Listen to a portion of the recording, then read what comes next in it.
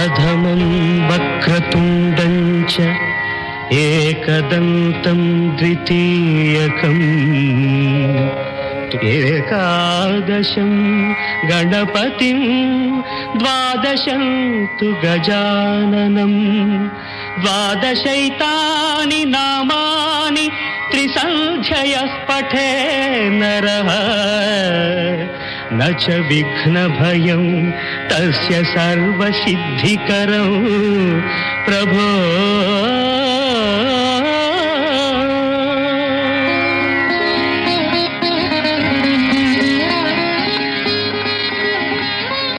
The following 2RRR program broadcast in the Kannada language is supported by the Community Broadcasting Foundation of Australia. ಶ್ರೋತೃ ಬಾಂಧವರಿಗೆ ನಮಸ್ಕಾರ. ಇವತ್ತು ಮೇ ತಿಂಗಳ 17ನೇ ತಾರೀಕು ಭಾನುವಾರ. ಇವತ್ತಿನ 2RRR ಸಿಡ್ನಿ ಕನ್ನಡವಾಣಿ ಬಾನುಲಿ ಕಾರ್ಯಕ್ರಮ ನಿಮಗೆ ಆತ್ಮೀಯವಾಗಿ ಸ್ವಾಗತ ಕೋರ್ತಾ ಇದ್ದೀನಿ. ನಾನು ಮಹೇಶ್ ರಾವ್. ಇವತ್ತಿನ ನೇರ ಪ್ರಸಾರ 2RRR ನಿಲಯದ ಹೆನ್ಲಿ ಸ್ಟುಡಿಯೋಯಿಂದ ಮೂಡಿ ಬರ್ತಾ ಇದೆ. ಸಿಡ್ನಿ ಕನ್ನಡವಾಣಿ ಬಾನುಲಿ ಕಾರ್ಯಕ್ರಮ ನಿಮಗೆಲ್ಲ ಗೊತ್ತಿರೋ ಹಾಗೆ ಭಾನುವಾರ 1 ರಿಂದ 2 2RRR ಕ್ಷೇತ್ರದ 88.5 FM ತರಂಗಾಂತರದಲ್ಲಿ, ಅಂತರ್ಜಾಲದಲ್ಲಿ TuneIn.com ಹಾಗೂ ನಿಮ್ಮ ಮೊಬೈಲ್ ಫೋನ್ ಟ್ಯಾಬ್ಲೆಟ್ಗಳಲ್ಲಿ ಸಿಂಪಲ್ ರೇಡಿಯೋ ಅಂತ ಆ್ಯಪ್ಗಳಿಗೆ ನೀವು ಡೌನ್ಲೋಡ್ ಮಾಡಿಕೊಂಡ್ರೆ ನಮ್ಮ ಕಾರ್ಯಕ್ರಮನ ನೀವು ಕೇಳ್ಬೋದು. ಹಾಗೂ ನಮ್ಮ ಕಾರ್ಯಕ್ರಮ ಮುಗಿದ ನಂತರ ಕಾರ್ಯಕ್ರಮದ ರೆಕಾರ್ಡಿಂಗ್ನ ನಾವು ನಮ್ಮ ಫೇಸ್ಬುಕ್ ಪೇಜು, ಯೂಟ್ಯೂಬ್ ಹಾಗೂ ಇನ್ಸ್ಟಾಗ್ರಾಮ್ ಪೇಜಲ್ಲಿ ಅಪ್ಲೋಡ್ ಮಾಡ್ತೀವಿ. ನಿಮಗೆ ಯಾವಾಗ ಬಿಡುವಾಗುತ್ತೋ ಆವಾಗ ದಯವಿಟ್ಟು ಕೇಳಿ. ನಮ್ಮ ಕಾರ್ಯಕ್ರಮದ ಬೆಳವಣಿಗೆಗೆ ನಿಮ್ಮ ಅಭಿಪ್ರಾಯ, ಸಲಹೆ, ಅನಿಸಿಕೆ ಹಾಗೂ ಟೀಕೆ ಬಹಳನೇ ಮುಖ್ಯ. ನೀವು ಸಿಡ್ನಿಯಿಂದ 9816-2777, ಆಸ್ಟ್ರೇಲಿಯಾದ ಬೇರೆ ರಾಜ್ಯಗಳಿಂದ 029816-2777 ಹಾಗೂ ಪ್ರಪಂಚದಾದ್ಯಂತ +6129816-2777ಗೆ ಕರೆ ಮಾಡಿ ನೀವು ನಮ್ಮ ಜೊತೆ ಮಾತಾಡ್ಬೋದು. ಅಲ್ಲದೆ ನಮ್ಮ ಫೇಸ್ಬುಕ್, ಯೂಟ್ಯೂಬ್ ಹಾಗೂ ಇನ್ಸ್ಟಾಗ್ರಾಮ್ ಪೇಜ್ಗಳಿಗೆ ಹೋದರೆ ನೀವು ಅಲ್ಲಿ ಕಮೆಂಟ್ ಕೂಡ ಮಾಡ್ಬೋದು. ಇವತ್ತು ನನ್ನ ಜೊತೆ ಸ್ಟುಡಿಯೋಲಿ ಶ್ರೀ ಶಶಿಕಾಂತ್ ಅವರಿದ್ದಾರೆ. ನಮಸ್ಕಾರ. ನಮಸ್ಕಾರ ಕನ್ನಡ ಬಂದವರಿಗೆ ನಮಸ್ಕಾರ. ಅದೇ 2 ವಾರ ಬೆಂಗಳೂರಿಗೆ ಹೋಗಿದ್ದೆ. ಬಹಳನೇ ಚೆನ್ನಾಗಿತ್ತು. ಬಹಳನೇ ಇದು ಬಿಸಿಲಿತ್ತು. ಹೌದು, ಆ ಥರ ನಾನು ಯಾವತ್ತೂ ನನ್ನ ಜೀವನದಲ್ಲಿ ಅನುಭವನೇ ಇರಲಿಲ್ಲ ಬೆಂಗಳೂರಲ್ಲಿ. ಅಷ್ಟು ಬೆಂಗಳೂರಿನವರು ಅದೇ ಥರ ಹೇಳ್ತಾ ಇದ್ದಾರೆ. ವಿಪರೀತ ಬಿಸಿಲಿತ್ತು. ಹಾಗೆ ನಾನು ಬೆಂಗಳೂರಲ್ಲಿದ್ದಾಗ ನಮ್ಮ ಸಹಜ ನಟ ದತ್ತಣ್ಣ ಅವ್ರನ್ನ ಭೇಟಿ ಕೂಡ ಮಾಡಿದೆ. ನಾವು ಅದೇ ಮಾತಾಡಿಕೊಂಡು 10 ಗಂಟೆ 10:30 ರಾತ್ರಿ ಆಗಿತ್ತು ಅನ್ಸುತ್ತೆ. ರಾಮೇಶ್ವರಂ ಕೆಫೆಗೆ ಹೋಗೋಣ ಅಂದ್ಕೊಂಡಿದ್ವಿ. ನಾವು ಹೋಗಿರಲಿಲ್ಲ. ಸರಿ, ಅವರು ಹೋಗೋಣ ಅಂದರು, ಕರ್ಕೊಂಡು ಹೋದರು. ಸೊ ರಾಮೇಶ್ವರಂ ಕೆಫೆಗೆ ಹೋಗ್ತೀವಿ. ಅಲ್ಲಿ ನೋಡಿದ್ರೆ 10:45 ಆಗಿದೆ ರಾತ್ರಿ. JP ನಗರ ಹತ್ರ ಸಾವಿರಾರು ಜನ. ರಾಮೇಶ್ವರಂ ಕೆಫೆಲಿ ಸಾವಿರಾರು ಜನ. ಆಮೇಲೆ ಅಲ್ಲಿ ಹೋಗಿದ ತಕ್ಷಣ ಇವ್ರು ಬಂದರು. ಎಲ್ಲರೂ ಇವ್ರು ನೋಡಿದ ತಕ್ಷಣ ಎಲ್ಲರೂ ಇವ್ರ ಹತ್ರ ಬಂದು, ಜನಕ್ಕೆ ಎಷ್ಟು ಪ್ರೀತಿ ಅಂದರೆ ಅವ್ರ ದತ್ತಣ್ಣ ಅವ್ರನ್ನ ನೋಡಿದಾಗ ಎಲ್ಲರೂ ಬಂದು ಅವ್ರ ಜೊತೆ ಫೋಟೋ ತೆಗೆಸ್ಕೊಂಡು ಮಾತಾಡಿ ನಾವು ಅದೇ ಆಮೇಲೆ ಮುಗಿದು ನಾವು ವಾಪಸ್ ಬರೋ ಅಷ್ಟೊತ್ತಿಗೆ 12 ಗಂಟೆ ಏನೋ ಆಗಿತ್ತು. ಬಹಳನೇ ಚೆನ್ನಾಗಿತ್ತು. ಅದೊಂದೇ ಅಲ್ಲ, ನಮ್ಮ ಸಿಡ್ನಿ ಕನ್ನಡವಾಣಿ ನಿಲಯದ ಕಲಾವಿದರು ಸೊ ಶ್ರೀ ಭಾರ್ಗವರಾಮ್, ಶ್ರೀ ದೀಪಕ್ MR, ಶ್ರೀಮತಿ ಪುಷ್ಪಾ ದೀಕ್ಷಿತ್ ಹಾಗೂ ಶ್ರೀ ಗುರುದತ್ ಅವ್ರನ್ನ ಕೂಡ ಭೇಟಿ ಮಾಡಿದೆ. ಚೆನ್ನಾಗಿತ್ತು. ಲಾಟ್ ಆಫ್ ಕಾನ್ವರ್ಸೇಷನ್ಸ್, ತುಂಬ ಮಜಾ ಮಾಡಿದ್ವಿ, ಎಲ್ಲ ನಕ್ಕೊಂಡು ಎಲ್ಲ. ನೀವು ಇದೇ ತರ ರೇಡಿಯೋ ಕಾರ್ಯಕ್ರಮ ಮಾಡ್ತಾನೆ ಇದ್ರೆ ನಿಮ್ಗೂ ಅದೇ ತರ ಮುತ್ಕೋತಾರೆ ಜನ ಬೆಂಗಳೂರಿನಲ್ಲಿ. ಇಲ್ಲ ಸರ್, ಎಲೆ ಮರೆ ಕಾಯ್ತರ ಇದ್ರೆ ಸಾಕು. ಒಂದು ಸ್ಮಾಲ್ ಕಾಂಟ್ರಿಬ್ಯೂಷನ್ ಅಷ್ಟೇ ಅಲ್ವಾ ನಮ್ಮ ಲ್ಯಾಂಗ್ವೇಜ್ಗೆ, ನಮ್ಮ ಭಾಷೆಗೆ ಅಂತ ಅಷ್ಟೇ. ಬೆಂಗಳೂರಿಗೆ ಹೋಗಿ ಬಂದಾದ್ಮೇಲೆ ನನಗಿದು ಹಾಡು ಒಂದು ಕೇಳಿದೆ, ಬಹಳನೇ ಚೆನ್ನಾಗಿದೆ ಅನ್ನಿಸ್ತು. ನೀವು ಈಗ ಎಲ್ಲರೂ ಕೇಳಿ. ಸಹಸ್ರವರ್ಷಾದಿ ಇತಿಹಾಸಂ ಕಲೆ ಸಾಹಿತ್ಯಾದ್ರಿ ವಿಶೇಷಂ ಕಾವೇರಿಂ ಗೋದಾವರಿ ವಿಸ್ತಾರಣಂ ಆದಿತ್ಯ ಸ್ವಾಭಿಮಾನ ಭಾವಜನಂ ತತಶ್ರೀ ತತಶ್ರೀ ಕನ್ನಡ ದೇಶದೊಳಂ ಕನ್ನಡ ದೇಶದೊಳಂ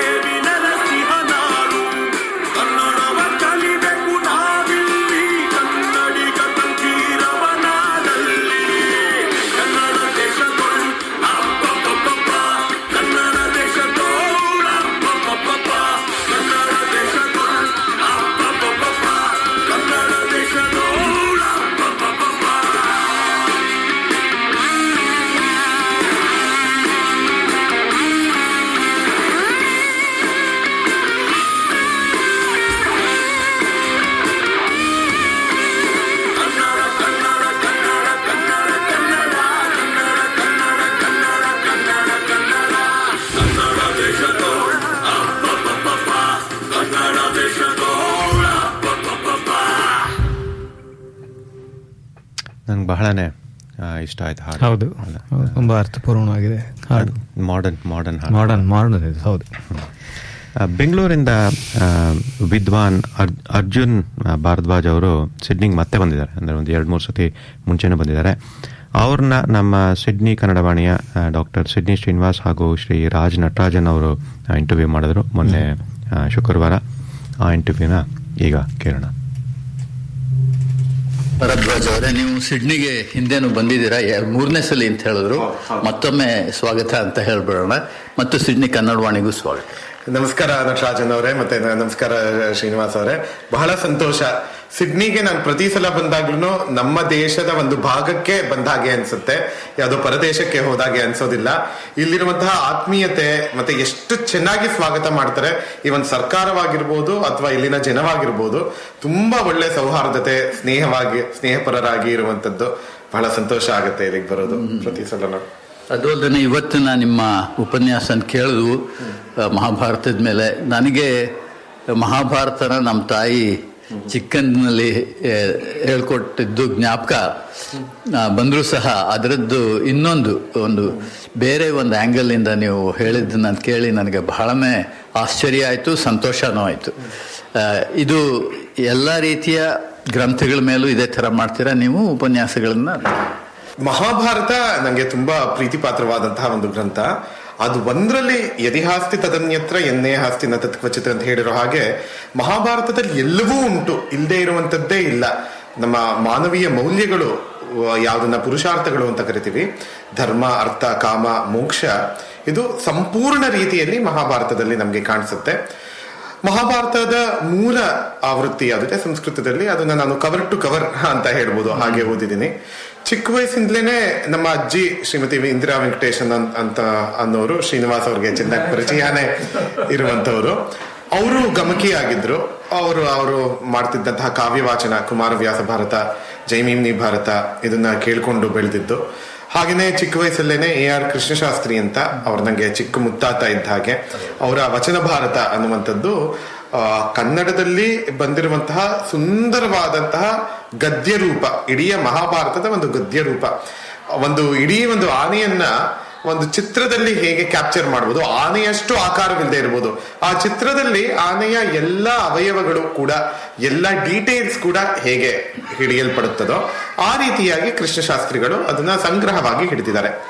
ಹಾಗೇನೆ DVG ಅವರು ಮಹಾಭಾರತದ ಬಗ್ಗೆ ಬರೆದಿರುವಂತದ್ದು, ಮತ್ತೆ SL ಭೈರಪ್ಪನವರು ಈಗಷ್ಟೇ ನಮ್ಮನ್ನ ಅಗಲಿದಂತಹ ಪದ್ಮಭೂಷಣ ಸರಸ್ವತಿ ಸಮ್ಮಾನ್ ಡಾಕ್ಟರ್ SL ಭೈರಪ್ಪ ಅವರ ಪರ್ವವನ್ನ ಕೂಡ ಓದಿ ನಂಗೆ ಸಾಕಷ್ಟು ಪ್ರಭಾವ ಬೀರಿತ್ತು. ಹಾಗೇನೆ ಇತ್ತೀಚೆಗಷ್ಟೇ ಪದ್ಮಭೂಷಣ ಪ್ರಶಸ್ತಿ ಪುರಸ್ಕೃತರಾದಂತಹ ಶತಾವಧಾನಿ ಡಾಕ್ಟರ್ R ಗಣೇಶ್ ಅವರ ಉಪನ್ಯಾಸಗಳು, ಅವರ ಮಾರ್ಗದರ್ಶನ ಎಲ್ಲವೂ ಕೂಡ ನನ್ನ ಮಹಾಭಾರತದ ಅಧ್ಯಯನಕ್ಕೆ ಒದಗಿ ಬಂದಿದೆ. ಅದಲ್ಲದೆ ಇದೇ ರೀತಿ ರಾಮಾಯಣವನ್ನ, ಕಥಾ ಸರಿತ್ಸಾಗರವನ್ನ, ಮತ್ತೆ ಬೇರೆ ಬೇರೆಯ ಸಂಸ್ಕೃತಿಯ, ಇವಾಗ ಗ್ರೀಕರಲ್ಲಿ ಇರುವಂತಹ ಮಹಾಕಾವ್ಯಗಳು, ಲ್ಯಾಟಿನ್ ಸಂಸ್ಕೃತಿಯಲ್ಲಿ ಇರುವಂತಹ ಮಹಾಕಾವ್ಯಗಳು, ಅದರ ಅಧ್ಯಯನವನ್ನ ಆಸಕ್ತಿ ಪೂರ್ಣವಾಗಿ ನಾನು ಮಾಡಿದ್ದೀನಿ. ಹಾಗೆಯೇ ಬೇರೆ ಬೇರೆ ಸಂಸ್ಕೃತ ಭಾಷೆಯಲ್ಲಿ, ಕನ್ನಡ ಭಾಷೆಯಲ್ಲಿ, ಈಗ ಕಾಳಿದಾಸನ ಮಹಾಕಾವ್ಯಗಳು, ರಘುವಂಶ, ಕುಮಾರ ಸಂಭವ ಇತ್ಯಾದಿಯಾಗಿ. ಹಾಗೆಯೇ ಅನೇಕ ಶಾಸ್ತ್ರಗಳಲ್ಲಿ ಕೂಡ ನನಗೆ ಆಸಕ್ತಿ ಉಂಟು. ನಾಟ್ಯಶಾಸ್ತ್ರ, ಅಲಂಕಾರ ಶಾಸ್ತ್ರ, ಅರ್ಥಶಾಸ್ತ್ರ, ಮತ್ತೆ ದೇವಾಲಯ ವಾಸ್ತುಶಾಸ್ತ್ರ, ಶಿಲ್ಪಶಾಸ್ತ್ರ, ಹೀಗೆ ಅನೇಕ ಶಾಸ್ತ್ರಗಳಲ್ಲಿ ಆಸಕ್ತಿಯನ್ನು ಇಟ್ಕೊಂಡಿದ್ದೀನಿ. ಅರ್ಜುನ್ ಅವರೇ, ತುಂಬಾ ಚೆನ್ನಾಗಿ ಹೇಳಿದ್ರಿ. ನನಗೆ ಈಗ ಜ್ಞಾಪಕಕ್ಕೆ ಬರ್ತಾ ಇದೆ, DVG ಅವರು ಹಿಂದೆ ನನ್ನ ಮೇಲೆ ಪ್ರಭಾವ ಬೀರಿದ ಪುಸ್ತಕಗಳು ಅಂತ ರೇಡಿಯೋನಲ್ಲಿ ಮಾತಾಡಿದ ಕೊನೆ ಮಾತು ತುಂಬಾ ಮಾರ್ಮಿಕವಾಗಿತ್ತು. ಅವ್ರು ಹೇಳಿದ್ರು, ಯಾರು ದೇವ್ರು ಬಂದು ನಿಂದ ಟೈಮ್ ಆಯ್ತು ಹೊರಡು, ಏನ್ ಬೇಕೋ 1-2 ಕೈನಲ್ಲಿ ಆಗೋದನ್ನ ಮಾತ್ರ ಎತ್ಕೊಂಬ ಅಂದಾಗ, ನಾನು ಒಂದು ಕೈಲಿ ಇದು ರಾಮಾಯಣ ಹಿಡ್ಕೋತೀನಿ, ಇನ್ನೊಂದು ಕೈಲಿ ಮಹಾಭಾರತ ಹಿಡ್ಕೋತೀನಿ, ಏನಾದ್ರೂ ಚೂರು ಇದು ಸ್ಪೇಸ್ ಸಿಕ್ಕರೆ ಶೇಕ್ಸ್ಪಿಯರ್ ಹಿಡ್ಕೊಂಡು ಹೋಗ್ತೀನಿ ಅಂತ ಅವ್ರು ಹೇಳಿದ್ರು. ಅದು ಹೇಳಿ, ನಾನು ಆಮೇಲೆ ಮುಂದುವರಿಸ್ತೀನಿ. ವಸ್ತುತಃ ನಿರ್ಜನವಾದ ದ್ವೀಪದಲ್ಲಿ ನಿಮ್ಮನ್ನ ಯಾರು ಬಿಟ್ರೆ ಅವಾಗ 2 ಕೈಯಲ್ಲಿ ಏನ್ ಹಿಡ್ಕೋತೀನಿ ಅಂದ್ರೆ, ನೀವು ಹೇಳ್ದಾಗೇನೆ ಒಂದ್ ಕೈಯಲ್ಲಿ ರಾಮಾಯಣ, ಇನ್ನೊಂದ್ ಕೈಯಲ್ಲಿ ಮಹಾಭಾರತ ಅಂತ ಹೇಳಿದ್ರು. ಇನ್ನೊಮ್ಮೆ ಒಂದ್ ಕೈಯಲ್ಲಿ ರಾಮಾಯಣ ಮಹಾಭಾರತ, ಇನ್ನೊಂದ್ ಕೈಯಲ್ಲಿ ಹೋಮರ್ ಶೇಕ್ಸ್ಪಿಯರ್ನ ಇಟ್ಕೋತೀನಿ ಅಂತ ಹಾಗೆ ಹೇಳಿದ್ರು. ಇವಾಗ ಅದೇ ನಿಮ್ಮ ವಾದನ ಮುಂದುವರಿಸೋದಾದ್ರೆ, ನೀವು ಹೇಳಿದ್ದನ್ನ ತುಂಬಾ ಜನ ಹೇಳ್ತಾರೆ ಈ ಮಾತನ್ನ. ಏನು ಅಂದ್ರೆ ಜಗತ್ನಲ್ಲಿ ಇರೋದೆಲ್ಲ ಮಹಾಭಾರತದಲ್ಲಿದೆ, ಆದ್ರೆ ಮಹಾಭಾರತದಲ್ಲಿ ಇಲ್ಲದೆ ಇರೋದು ಜಗತ್ನಲ್ಲಿ ಇಲ್ಲ ಅಂತ. ನೀವು ಧರ್ಮ ಒಂದೇ ಅಲ್ಲ, ಯಾವುದೇ ತಗೋಬಹುದು, ಮನುಜನ ಯಾವುದೇ ವ್ಯಾಪಾರ ತಗೊಂಡ್ರು ಅದು ಅಷ್ಟು ಮಹಾಭಾರತದಲ್ಲಿ ಅಡಕವಾಗಿದೆ ಅಂತ ಒಂದು ಮಾತಾಡ್ತಾರೆ. ಅದ್ರ ಬಗ್ಗೆ ಒಂದೇನಾದ್ರು ಹೇಳೋದು? ಇಲ್ಲಿ ನಾವು ಗಮನಿಸಬೇಕಾಗಿರುವಂತದ್ದು ಏನಂದ್ರೆ, ಮಹಾಭಾರತದಲ್ಲಿ ಎಲ್ಲವೂ ಇದೆ ಅಂದ್ರೆ, ಈಗ ಇವತ್ತು ಬಂದಿರೋ ಲ್ಯಾಪ್ಟಾಪ್ ಇದೆಯಾ, ಸ್ಮಾರ್ಟ್ ಫೋನ್ ಇದೆಯಾ, ಇಂಟರ್ನೆಟ್ ಇದೆಯಾ ಅಂತ ಸುಮಾರು ಜನ ಕೇಳ್ತಾರೆ. ಇಲ್ಲಿ ನಾವು ಹೇಳಕ್ ಹೊರಟಿರೋದು ಅಧಿಭೂತ ಸ್ತರದ ಸತ್ಯಗಳನ್ನಲ್ಲ. ಅಂದ್ರೆ it's not saying that material aspects of life ಎಲ್ಲವೂ ಇದೆ ಅಂತಲ್ಲ, ನಮ್ಗೆ ಬೇಕಾಗಿರುವಂತಹ ಆದಿ ದೈವಿಕ ಮತ್ತೆ ಆಧ್ಯಾತ್ಮಿಕವಾದಂತಹ ತತ್ವಗಳು, ಅದರಲ್ಲೂ ಮೌಲ್ಯಗಳು ಎಲ್ಲವೂ ಕೂಡ ಇದೆ ಅಂತ. ಒಳ್ಳೆಯ ಗುರು, ಸ್ವಾರ್ಥಿಯಾದಂತಹ ಶಿಷ್ಯ, ಸ್ವಾರ್ಥಿಯಾದಂತಹ ಗುರು ಎಲ್ಲಿ ಶಿಷ್ಯರ ಮಧ್ಯೆನೆ ಅವನು ಭೇದ ಭಾವ ಮಾಡುವಂತಹ ಗುರು, ಆ ರೀತಿಯಾದಂತಹ ಸಂಬಂಧ. ಒಳ್ಳೆಯ ಗಂಡ, ತುಂಬಾ ಡಿಮ್ಯಾಂಡಿಂಗ್ ಆಗಿರುವ ಹೆಂಡತಿ, ಹಾಗೇನೆ ತುಂಬಾ ಒಳ್ಳೆಯ ನಡವಳಿಕೆ ಇರುವಂತಹ ಹೆಂಡತಿ, ತುಂಬಾ ಆಪರ್ಚುನಿಸ್ಟ್ ಆಗಿರುವಂತಹ ಗಂಡಂದ್ರು, ಅಥವಾ ಮಕ್ಕಳು ಚೆನ್ನಾಗಿರುವಂತದ್ದು, ತಂದೆ ತಾಯಿಗಳಲ್ಲಿ ಏನು ಭೇದ ಭಾವ ಬಂದಿರುವಂತದ್ದು, ಅಥವಾ ತಂದೆ ತಾಯಿ ಚೆನ್ನಾಗಿದ್ದು ಮಕ್ಕಳು ಚೆನ್ನಾಗಿ ಬೆಳೆದೇ ಇರುವಂತದ್ದು. ನಮ್ಮ ಮಾನವೀಯ ಸಂಬಂಧಗಳು ಯಾವ್ಯಾವ ರೀತಿಯಾಗಿ ಕಾಣುತ್ತೋ ಎಲ್ಲದರ ಉದಾಹರಣೆಗಳು, ನಿದರ್ಶನಗಳು ಮಹಾಭಾರತ ಆರ್ಷ ಕಾವ್ಯದಲ್ಲಿ ಇದೆ ಅಂತ. ಒಳ್ಳೆಯ ರಾಜ, ಕೆಟ್ಟು ಪ್ರಜೆಗಳು, ಒಳ್ಳೆಯ ಪ್ರಜೆಗಳು ಆದ್ರೆ ಕೆಟ್ಟು ರಾಜ, ಆ ರೀತಿ ಸ್ವಾರ್ಥ. ಮತ್ತೆ ನಮ್ಮಲ್ಲಿ ಇರುವಂತಹ ಯಾವ ಅರಿಷಡ್ ವರ್ಗ ಅಂತಿದೆ, ಕಾಮ, ಕ್ರೋಧ, ಲೋಭ, ಮೋಹ, ಮದ, ಮಾತ್ಸರ್ಯ, ಇದಿಷ್ಟು ಕೂಡ ವ್ಯಕ್ತೀಕರಣವಾಗಿದೆ. ವಿವಿಧ ಪಾತ್ರಗಳ ಮೂಲಕ ಮಹಾಭಾರತದಲ್ಲಿ ವ್ಯಕ್ತೀಕೃತವಾಗಿರುವಂತದ್ದನ್ನ ನಾವು ನೋಡ್ತೀವಿ. ಎಲ್ಲದಕ್ಕೂ ಕೂಡ ಆಧಾರ ಸ್ತಂಭವಾಗಿ, ಅಂದ್ರೆ ಇದೆಲ್ಲವನ್ನೂ ನಾವು ಮೀರಿ ಹೇಗೆ ನಿಲ್ಲಬಹುದು, ಜಗತ್ತಿನಲ್ಲಿ ಪಾಲ್ಗೊಂಡು ಜಗತ್ತಿಗೆ ಅತೀತವಾಗಿ ಹೇಗೆ ನಿಲ್ಬಹುದು ಅನ್ನೋ ನಿದರ್ಶನಕ್ಕೆ ಭಗವಾನ್ ಶ್ರೀಕೃಷ್ಣ ಇದ್ದಾನೆ. ಹಾಗೆ ವೇದವ್ಯಾಸರು ಕೂಡ ಪಾತ್ರವಾಗಿ ಬರ್ತಾರೆ ಮಹಾಭಾರತದಲ್ಲಿ. ಒಂದೇನು ವೈಶಿಷ್ಟ್ಯ ಅಂದ್ರೆ, ನಮ್ಮ ಭಾರತೀಯ ಮಹಾಕಾವ್ಯಗಳು, ಆರ್ಷ ಕಾವ್ಯಗಳು, ಋಷಿ ಪ್ರಣೀತವಾದಂತಹ ಕಾವ್ಯಗಳು, ರಾಮಾಯಣ ಮಹಾಭಾರತಗಳು ಯಾವ್ದಿದೆ, ಅಲ್ಲಿ ಆ ಕವಿಯೂ ಕೂಡ ಒಂದು ಪಾತ್ರವಾಗಿ ಬರ್ತಾನೆ. ವಾಲ್ಮೀಕಿಗಳು ರಾಮಾಯಣದಲ್ಲಿ ಪಾತ್ರವಾಗಿ ಬರ್ತಾರೆ, ಹಾಗೇನೆ ವ್ಯಾಸರು ಮಹಾಭಾರತದ ಅನೇಕ ಸಂದರ್ಭಗಳಲ್ಲಿ ಪಾತ್ರವಾಗಿ ಬರ್ತಾರೆ. ಅವ್ರು ಪಾತ್ರವಾಗಿದ್ರು ಕೂಡ ಯಾವುದೇ ಪೂರ್ವ ಗ್ರಹಗಳಿಲ್ಲದೆ ಎಲ್ಲ ಪಾತ್ರ ಚಿತ್ರಣವನ್ನ ಮಾಡಿದ್ದಾರೆ. ಏನಂದ್ರೆ, ನಾವು ಯಾವುದೋ ಒಂದು ಪರಿಸರದಲ್ಲಿ ಅಥವಾ ಯಾವುದೋ ಒಂದು ಸಂದರ್ಭದಲ್ಲಿ ಭಾಗವಹಿಸುತ್ತಾ ಇದ್ದೀವಿ ಅಂದ್ರೆ ನಮ್ದೇ ಆದಂತಹ ಜಡ್ಜ್ಮೆಂಟ್ಸ್, ಬಯಾಸಸ್ ಬಂದ್ಬಿಡತ್ತೆ. ಆ ರೀತಿ ಯಾವುದೇ ಇಲ್ಲದೆ ಅನ್ಬಯಾಸ್ಡ್ ಮ್ಯಾನರ್ ವ್ಯಾಸರು ಬರೆದಿರುವಂತದ್ದನ್ನ ಕಾಣ್ತೀವಿ. ಅದು ಕೂಡ ಅವರು ಬರೆಯಕ್ಕೆ ಹೊರಟಿರುವಂತದ್ದು ಯಾರ ಕಥೆಯನ್ನ?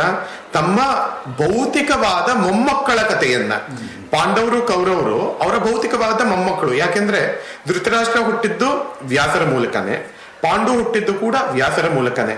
ಸಾಮಾನ್ಯವಾಗಿ ತಾತಂದ್ರು, ತಾತಾಜ್ಜಿರು ಮೊಮ್ಮಕ್ಕಳ ಬಗ್ಗೆ ಹೇಳುವಾಗ ಎಲ್ಲ ತುಂಬಾ ಇಷ್ಟು ಒಳ್ಳೆ ಚಿನ್ನದಂತ, ರನ್ನದಂತ ಮೊಮ್ಮಕ್ಕಳು ನಮ್ಗೆ ಅಂತ ಹೇಳುವಂತದ್ದೇ ಆಗತ್ತೆ. ಆದ್ರೆ ವ್ಯಾಸರಿಗೆ ಇರುವಂತಹ ಆಬ್ಜೆಕ್ಟಿವ್ ಮೈಂಡ್, ವಸ್ತುನಿಷ್ಠವಾದಂತಹ ಬುದ್ಧಿ, ಆ ಕಥೆಯ ಮೂಲಕ ಜನರ ಮನಸ್ಸನ್ನ ಮೊದಲು ಸೂರೆಗೊಂಡು ಮನಸ್ಸಿನ ಮೂಲಕ ಬುದ್ಧಿಯ ಪ್ರಚೋದನೆಯನ್ನ ಮಾಡಕ್ಕೆ ಹೊರಟಿರುವಂತದ್ದು ವ್ಯಾಸರು. ಮತ್ತೆ ಅವರ ಮೊಮ್ಮಗನ ವಯಸ್ಸು ಶ್ರೀ ಕೃಷ್ಣನಿಗೆ ಆತ ಹೇಳಿದ್ದಂತಹ ಭಗವದ್ಗೀತೆಯನ್ನ ಕೂಡ ಮಹಾಭಾರತದ ಹೃದಯ ಭಾಗವಾಗಿ ಅಡಕ ಮಾಡಿದ್ದಾರೆ. ಒಂದರ್ಥದಲ್ಲಿ ಹೇಳಬೇಕು ಅಂದ್ರೆ ಮಹಾಭಾರತದ ತತ್ವಭಾಗ ಭಗವದ್ಗೀತೆ, ಅದರ ಒಂದು creative commentary is the entire story ಅಂತ ಹೇಳ್ಬೋದು. ಒಂದು ಸರ್ಜನಾತ್ಮಕವಾದಂತಹ ವ್ಯಾಖ್ಯಾನ ಭಗವದ್ಗೀತೆಗೆ ಇಡೀ ಮಹಾಭಾರತ ಕಥೆ ಅಂತ ಹೇಳ್ಬೋದು, ತತ್ವಭಾಗ ಭಗವದ್ಗೀತೆ ಅಂತ ಹೇಳ್ಬೋದು. ಚೆನ್ನಾಗಿ ಹೇಳಿದ್ವಿ. ಇದೇ ಇವಾಗ ಅದನ್ನ ಪೂರ್ತಿ ಒಂದು ಸಾಹಿತ್ಯದ ಒಂದು ಕೃತಿ ಅಂತ ತಗೊಳ್ಳೋದಾದ್ರೆ ಅದರಲ್ಲೂ ಒಂದು ಒಳ್ಳೆ ಮಾತಾಡಿದ್ದಾರೆ ಒಬ್ರು, ಯಾರೋ ಇಂಗ್ಲಿಷ್ನವ್ರು ಹೇಳಿರೋದೇನು ಅಂದ್ರೆ, Mahabharata Greek tragedy and Shakespearean plays. ಅಂದ್ರೆ ಗ್ರೀಕ್ ಟ್ರಾಜಿಡಿನಲ್ಲಿ ಯಾವ ಒಂದು ಗಾಂಭೀರ್ಯ ಇದೆ, ಶೇಕ್ಸ್ಪಿಯರ್ ನಾಟಕಗಳಲ್ಲಿ ಯಾವ ಒಂದು ರಾಜಕೀಯ ಇತ್ಯಾದಿಗಳಿದೆ, ಅದೆಲ್ಲರ ಮಿಶ್ರಣ ಮಹಾಭಾರತ ಅಂತ ಹೇಳಿದ್ದಾರೆ. ತುಂಬಾ ಚೆನ್ನಾಗಿ ಹೇಳಿದ್ದಾರೆ. ಗ್ರೀಕ್ ಟ್ರಾಜಿಡಿಯಲ್ಲಿ ಗ್ರೀಕರ ರೂಪಕಗಳಲ್ಲಿ ಕಾಣಿಸುವಂತಹ ಅಂಶಗಳು ಇವೆ, ಶೇಕ್ಸ್ಪಿಯರ್ನ ನಾಟಕಗಳಲ್ಲಿ ಮತ್ತೆ ಪ್ರಹಸನಗಳಲ್ಲಿ ಕಾಣಿಸುವಂತಹ ಅಂಶಗಳು ಇವೆ. ಆದ್ರೆ ಅದೆಲ್ಲದಕ್ಕಿಂತಲೂ ಮಿಗಿಲಾದಂತಹ ಆಧ್ಯಾತ್ಮಿಕ ತತ್ವವಿದೆ ನಮ್ಮ ಮಹಾಭಾರತದಲ್ಲಿ. ಅದು ಎರಡೂ ಕಡೆ ಕಾಣಿಸ್ತಾ ಇರುವಂತದ್ದು. ಶೇಕ್ಸ್ಪಿಯರ್ನ ಎಲ್ಲಾ ನಾಟಕಗಳನ್ನು ನಾನು ಓದಿ, ಗ್ರೀಕರ ಎಲ್ಲಾ ಮೂಲ ಗ್ರಂಥಗಳನ್ನು ಓದಿರೋದ್ರಿಂದ ಮಹಾಭಾರತದಲ್ಲಿ ಮತ್ತೆ ರಾಮಾಯಣದಲ್ಲಿ ಇರುವಂತಹ ಒಂದು ವಿಶೇಷವಾದಂಥದ್ದು ಅಂದ್ರೆ ಸಾರ್ವಕಾಲಿಕ ಸಾರ್ವಜನಿಕವಾದಂತಹ ಮತ್ತೆ ಎಲ್ಲ ದೇಶಗಳಿಗೂ ವೈಶ್ವಿಕವಾದಂತಹ ತತ್ವಗಳು, ಆಧ್ಯಾತ್ಮಿಕ ತತ್ವಗಳು ಯಾವುದು ಅಂದ್ರೆ ನಮ್ಮನ್ನ ಮೋಕ್ಷದೆಡೆಗೆ ಕರ್ಕೊಂಡು ಹೋಗುವಂಥದ್ದು. ಈ ಸತ್ ಚಿತ್ ಆನಂದ, ಸಚ್ಚಿದಾನಂದ ಪರಮಾತ್ಮನ ಬಗ್ಗೆ ಹೇಳುವಂತಹ ಅಂಶಗಳು ನಮ್ಗೆ ಮಹಾಭಾರತದಲ್ಲಿ ಸಿಗತ್ತೆ. ಈ ರೀತಿಯಾದದ್ದು ಗ್ರೀಕರ ನಾಟಕದಲ್ಲಾಗ್ಲಿ ಶೇಕ್ಸ್ಪಿಯರನ ನಾಟಕದಲ್ಲಾಗ್ಲಿ ಇರೋದಿಲ್ಲ. ಅದೆಲ್ಲವನ್ನೂ ಒಳಗೊಂಡು ಅದಕ್ಕೆ ಮೀರಿ ನಿಲ್ಲುವಂಥದ್ದು ಅಂತ ಅತ್ಯತಿಷ್ಠ ದಶಾಂಗುಲಂ ಅಂತ ಹೇಗೆ ಹೇಳ್ತಾರೆ, ಆ ರೀತಿಯಾಗಿ ಇರುವಂತದ್ದು ಮಹಾಭಾರತ ಅಂತ ಹೇಳ್ಬೋದು ಅನ್ಸುತ್ತೆ. ಹೇಳಿ. ಉಪನ್ಯಾಸದಲ್ಲಿ ಕೃಷ್ಣ ಅರ್ಜುನ ಇಬ್ರು ಇದ್ರಿ. ನನಗೆ ಜ್ಞಾಪಕ ಬರ್ತಿದ್ದು ಯತ್ರ ಯೋಗೇಶ್ವರ ಕೃಷ್ಣ ತತ್ರ ಪಾತೋ ಧನುರ್ಧರ. ಸೊ ಅದನ್ನ ಮಹಾಭಾರತದಲ್ಲಿ ನೀವು ಹೇಗೆ ಹೇಳ್ತೀರ? ನಾನು ಸಾಮಾನ್ಯವಾಗಿ ಮಾತಾಡ್ಬೇಕಾದ್ರೆ ಹೇಳ್ಬಿಡ್ತೀನಿ, ಏನು ಅಂದ್ರೆ ಕೃಷ್ಣ ಸಾಫ್ಟ್ವೇರು, ಅರ್ಜುನ ಹಾರ್ಡ್ವೇರು ಅಂತ. ಸರಿ, ತುಂಬಾ ಚೆನ್ನಾಗಿದೆ. ಅದ್ರ ಬಗ್ಗೆ ಒಂದೆರಡು ಮಾತಾಡೋದು. ಅದೇ ಏನಂದ್ರೆ ಮಾನವನಿಗೆ ಇರುವಂತಹ ಯಾವುದೇ ಒಂದು ಮೀನಾಮೇಷಗಳಾಗ್ಲಿ, ಧರ್ಮ ಅಧರ್ಮಗಳ ಸಂಕಟವಾಗ್ಲಿ, ಇದ್ ಸರಿನೋ ಅದ್ ತಪ್ಪೋ, ಇದ್ ಸರಿನೋ ಅನ್ನುವಂತಹ ಆ ದ್ವಂದ್ವಗಳನ್ನ ಮೀರಿಸುವಂತಹ ಒಂದು ಶಕ್ತಿ, something which can have an all pervasive view. ನಾವು ಸಾಮಾನ್ಯ ಮನುಷ್ಯರು ಏನ್ ಮಾಡ್ತೀವಿ, ನಮ್ಮ ದೃಷ್ಟಿಕೋನದಿಂದಲೇ ಎಲ್ಲವನ್ನು ನೋಡ್ತಾ ಇರ್ತೀವಿ. ಅದು ಈ ನರ ಅಥವಾ ಅರ್ಜುನನ ತತ್ವ. ನಾರಾಯಣ ತತ್ವ ಅಂದ್ರೆ ಏನಂದ್ರೆ ಎಲ್ಲವನ್ನು ಆಲ್ ಎನ್ಕಂಪಾಸಿಂಗ್, ಅಂತರ್ಬಹಿಷ್ಠ ನಾರಾಯಣ ವ್ಯಾಪಕತ್ವಾತ್ ವಿಷ್ಣು ಅನ್ನುವಂಥದ್ದು. ಅಂದ್ರೆ ಆ ಸರ್ವತೋಮುಖವಾದಂತಹ ಸಮಷ್ಟಿ ದೃಷ್ಟಿ ಕೃಷ್ಣಂದಾದ್ರೆ, ವ್ಯಷ್ಟಿ ದೃಷ್ಟಿ ಲಿಮಿಟೆಡ್ ಆಗಿರುವಂತದ್ದು ಅರ್ಜುನನ ದೃಷ್ಟಿ. ಇವೆರಡು, ಈ ಅರ್ಜುನನ ಲಿಮಿಟೇಷನ್ ಅನ್ನ ಅವನು ಮೀರಿ ಆ ಅನಾದಿ ಅನಂತವಾದಂತಹ ಪರಮಾತ್ಮನ ತತ್ವದ ಎಡೆಗೆ ಹೋದಾಗ ತತ್ರ ಶ್ರೀಹಿ ವಿಜಯೋಭೂತಿ ಧ್ರುವ ನೀತಿರ್ ಮತಿರ್ಮಮ ಅಂತ ಸಂಜಯ ಹೇಳುವಂಥದ್ದು. ಅರ್ಜುನ ಹೇಗೆ ಯಾವಾಗ ಕೃಷ್ಣನ ಮಾರ್ಗದರ್ಶನವನ್ನು ಪಡಿತಾನೋ ಅವಾಗ ಶ್ರೀಹಿ ಎಲ್ಲ ಸಂಪತ್ತಿ, ವಿಜಯ ಧರ್ಮಕ್ಕೆ ವಿಜಯ, ಭೂತಿ ಎಲ್ಲ ದೈವ ಸಾಕ್ಷಾತ್ಕಾರವೂ ಆಗತ್ತೆ ಅಂತ ಹೇಳಿರುವಂಥದ್ದು. ಇವತ್ತು ಸಂಗೀತ ಪ್ರಸ್ತುತಿಯನ್ನ ಮಾಡಿದಂಥವ್ರು ಕೃಷ್ಣ ಅನ್ನುವಂಥವ್ರು ಕೃಷ್ಣ ಪಾಣ್ಯಂ ಕೃಷ್ಣ ಅನ್ನುವಂಥವ್ರು. ಅವರು ನನ್ನ ಕಸಿನ್ ಅಕ್ಕ ಆದಂತಹ ಶಿಲ್ಪ ಅವರ ಯಜಮಾನ್ರು. ಅವರು ಸಂಗೀತವನ್ನ ಹಾಡಿದ್ರು. ಚರಣ್ ಅನ್ನುವಂಥವ್ರು ಮೃದಂಗವನ್ನ ನುಡಿಸಿದ್ರು. ಅದಕ್ಕೆ ವ್ಯಾಖ್ಯಾನ ರೂಪವಾಗಿ ಮಹಾಭಾರತದ ಅನೇಕ ಪ್ರಸಂಗಗಳನ್ನ ನಾನು ವ್ಯಾಖ್ಯಾನವನ್ನು ಮಾಡಿದೆ. ಹಾಗೇನೆ ಗದುಗಿನ ಭಾರತ ಅಂತ ಯಾವ್ದಿದೆ, ಕುಮಾರವ್ಯಾಸ ಭಾರತ, ಅದರ ಅಂಶಗಳನ್ನು ತಗೊಂಡಿದ್ದಾಯ್ತು. ಇಲ್ಲಿ ಮೂಲತಃ ನಾನು ಬಂದಿರುವಂತದ್ದು ದಕ್ಷಿಣಾಮ್ನಾಯ ಶೃಂಗೇರಿ ಶಾರದಾ ಪೀಠ ಯಾವ್ದಿದೆ, ಅಲ್ಲಿ ಅವರ ವೇದಾಂತ ಶ್ರವಣ ಅನ್ನುವಂತಹ ಕಾರ್ಯಕ್ರಮಗಳನ್ನ ಅವರು ಜಗತ್ತಿನಾದ್ಯಂತ ಮಾಡ್ತಾರೆ. ಅದರ ಭಾಗವಾಗಿ ನಾಳೆ ಮತ್ತೆ ನಾಡಿದ್ದು ಅಂದ್ರೆ ಈ ಶನಿವಾರ ಮತ್ತೆ ಭಾನುವಾರ ಮೇ 16, 17 ಸಿಡ್ನಿನಲ್ಲಿ ವೇದಾಂತ ಸೆಂಟರ್ ಎರ್ಮಿಂಗ್ಟನ್ ಅಲ್ಲಿ ಭಜಗೋವಿಂದಂ ಬಗ್ಗೆ, ಅದನ್ನ ಮೋಹಮುದ್ಗರ ಅಂತ ಕರೀತಾರೆ, ಅದ್ರ ಬಗ್ಗೆ ಉಪನ್ಯಾಸವನ್ನ ಕೊಡಕ್ಕೆ ಬಂದಿದ್ದು. ಆದ್ರೆ ಇಲ್ಲಿ ಸಿಡ್ನಿ ಜನರ ಆತ್ಮೀಯತೆ ನೋಡಿ ಒಂದೊಂದ್ ದಿನ ಒಂದೊಂದ್ ಕಡೆ ಬೇರೆ ಬೇರೆ ವಿಷಯಗಳ ಬಗ್ಗೆ ಉಪನ್ಯಾಸಗಳಾಯ್ತು. ನಾಟ್ಯಶಾಸ್ತ್ರದ ಬಗ್ಗೆ 2 ಕಡೆ ಆಯ್ತು, ಮತ್ತೆ ರಾಮಾಯಣ ಮಹಾಭಾರತ ಗ್ರೀಕರ ಮಹಾಕಾವ್ಯಗಳ ಬಗ್ಗೆ ಇನ್ನೊಂದ್ ಕಡೆ ಆಯ್ತು. ಇವತ್ತು ಕೂಡ ಸಂಗೀತಕ್ಕೆ ವ್ಯಾಖ್ಯಾನದ ರೂಪದಲ್ಲಿ ಆಯ್ತು. ಬಹಳ ಸಂತೋಷ ಆಗ್ತಾ ಇದೆ. ಇಷ್ಟು ಆಸಕ್ತಿಯನ್ನ ಇಟ್ಕೊಂಡು ಜನರು ಬಂದಿದ್ದಾರೆ. 100ಕ್ಕೂ ಹೆಚ್ಚು ಜನ ಬಂದಿದ್ದು. ಈ ವರ್ಕಿಂಗ್ ಡೇ ಕೆಲಸ ಮಾಡಿ, ಇಡೀ ವಾರ ಕೆಲಸ ಮಾಡಿ ಶುಕ್ರವಾರ ಸಂಜೆ ಬಂದಿರುವಂತದ್ದು ತುಂಬಾ ಸಂತೋಷವನ್ನ ಕೊಡುತ್ತೆ. ಆದ್ರೆ ನಿಮ್ಮ ಉಪನ್ಯಾಸದಲ್ಲಿ ನಮಗೆ ಕಂಡು ಬಂದಿದ್ದು ಸಂಸ್ಕೃತ, ಇಂಗ್ಲಿಷ್ ಮತ್ತು ಕನ್ನಡದ ಮೇಲಿನ ಪಾಂಡಿತ್ಯ. ಇದಲ್ಲದೇನೆ ಬೇರೆ ಭಾಷೆನಲ್ಲಿ ಇವಾಗ ನೀವು ಹೇಳ್ದಾಗೇನೆ ಸಂಸ್ಕೃತವನ್ನ ಕಲಿತು ಇದನ್ನೆಲ್ಲ ನೀವು ಓದಿರೋದು, ಅದು ಬರೀ ನಮ್ಮಂಥವ್ರಿಗೆ, ಬರೀ ಕನ್ನಡ ಬರೋರಿಗೆ ಅಥವಾ ಇಂಗ್ಲಿಷ್ ಬರೋರಿಗೆ ಇದಕ್ಕೂ ಬಹಳನೇ ವ್ಯತ್ಯಾಸ ಇರುತ್ತೆ ಅಲ್ವೇ? ಅಲ್ಲ, ಏನಂದ್ರೆ ತತ್ವಗಳನ್ನ ನಾವು ಯಾವುದೇ ಭಾಷೆಯಲ್ಲೂ ಕೂಡ ಹೇಳ್ಬೋದು. ಯಾಕೆಂದ್ರೆ ಯಾವುದೇ ತತ್ವವು it is beyond A language. ಈಗ ಗ್ರಾವಿಟೇಷನ್ ಏನು ಅನ್ನುವಂಥದ್ದನ್ನ ಲ್ಯಾಟಿನ್ ನಲ್ಲಿ ನ್ಯೂಟನ್ ಬರ್ದಿದ್ದಾನೆ ಅಂತ ಅದ್ರಲ್ಲಿ ಮಾತ್ರ ಅಲ್ಲ, ಇಟಾಲಿಯನ್ ಅಲ್ಲೂ ಹೇಳ್ಬೋದು, ಫ್ರೆಂಚ್ ಅಲ್ಲೂ ಹೇಳ್ಬೋದು, ಜರ್ಮನ್ ಕನ್ನಡದಲ್ಲೂ ಹೇಳ್ಬೋದು, ತತ್ವಭಾಗ ಹೇಳ್ಬೋದು. ಆದ್ರೆ ಎಷ್ಟೋ ಅಂಶಗಳನ್ನ ಇಂಗ್ಲಿಷ್ ಅಲ್ಲಿ ಹೇಳೋದು ಕಷ್ಟ ಆಗತ್ತೆ. ನಮ್ಮ ಭಾರತೀಯ ಭಾಷೆಗಳಿಗೆ ಇರುವಂತಹ ಶಕ್ತಿ ಏನಂದ್ರೆ ಆ ಒಂದೊಂದು ಪದಕ್ಕೂ ಕೂಡ ತುಂಬಾ ಆಂತರಂಗಿಕವಾದಂತಹ ಧ್ವನಿಪೂರ್ಣವಾದಂತಹ ತತ್ವ ಪ್ರಧಾನವಾದಂತಹ ಅರ್ಥಗಳಿರುತ್ತವೆ. ಈಗ ಧರ್ಮ ಅನ್ನುವಂಥ ಪದವಾಗ್ಲಿ, ಮೋಕ್ಷ ಇರ್ಬೋದು ಅಥವಾ ಜೀವ ಅಂತ ಇರ್ಬೋದು, ಎಲ್ಲದಕ್ಕೂ ಕೂಡ ಆಳವಾದಂತಹ ಅರ್ಥ ಇರುತ್ತೆ. ಅದನ್ನ ನಾವು ಆಂಗ್ಲ ಭಾಷೆಗೆ ಅನುವಾದ ಮಾಡೋದು ಕಷ್ಟ. ಅನುವಾದ ಮಾಡಿದ್ರು ಕೂಡ ಎಷ್ಟೋ ಕಡೆ ಅದು ಮಿಸ್ಲೀಡಿಂಗ್ ಆಗುತ್ತೆ. It may take us on the wrong path. ಇವಾಗ ಧರ್ಮ ಅನ್ನುವಂಥದ್ದನ್ನ ರಿಲಿಜನ್ ಅನ್ನೋದಾಗ್ಲಿ ಅಥವಾ ಏನೋ ರೈಟ್ಸ್ ಅನ್ನೋದಾಗ್ಲಿ, ಡ್ಯೂಟೀಸ್ ಅನ್ನೋದಾಗ್ಲಿ ಆದ್ರೆ ಅದು ತುಂಬಾ ಸಂಕುಚಿತವಾದ ಅರ್ಥ ಆಗುತ್ತೆ. ದ ಸಸ್ಟಿನೆನ್ಸ್ ಪ್ರಿನ್ಸಿಪಲ್ ಇಸ್ ಧರ್ಮ. ಧಾರಣಾ ಧರ್ಮ ಇತ್ಯಾಹು ಧರ್ಮೋ ಧಾರೈತಿ ಪ್ರಜಾಹ ಅಂತ ಮಹಾಭಾರತವೇ ಹೇಳಿರುವಂತದ್ದು. ಇಡೀ ಜಗತ್ತನ್ನ ತಾಳಿಸಿ ಬಾಳಿಸುವಂತಹ ತತ್ವವೇ ಧರ್ಮ.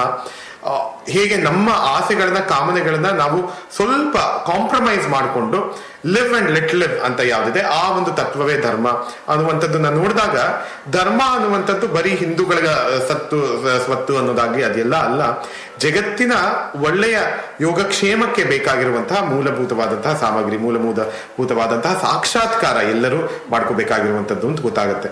ಹೀಗೆ ಭಾರತೀಯ ಮೌಲ್ಯಗಳನ್ನ ಎಷ್ಟೋ ಅದು ಅನುವಾದಾತೀತವಾದಂಥದ್ದು, ಅದು ಮೂಲ ಭಾಷೆಗಳಿಂದಲೇ ನಾವು ತಿಳ್ಕೊಂಡ್ರೆ ತುಂಬಾ ಪ್ರಯೋಜನವಾಗುತ್ತೆ ಅಂತ ಹೇಳ್ತಾರೆ.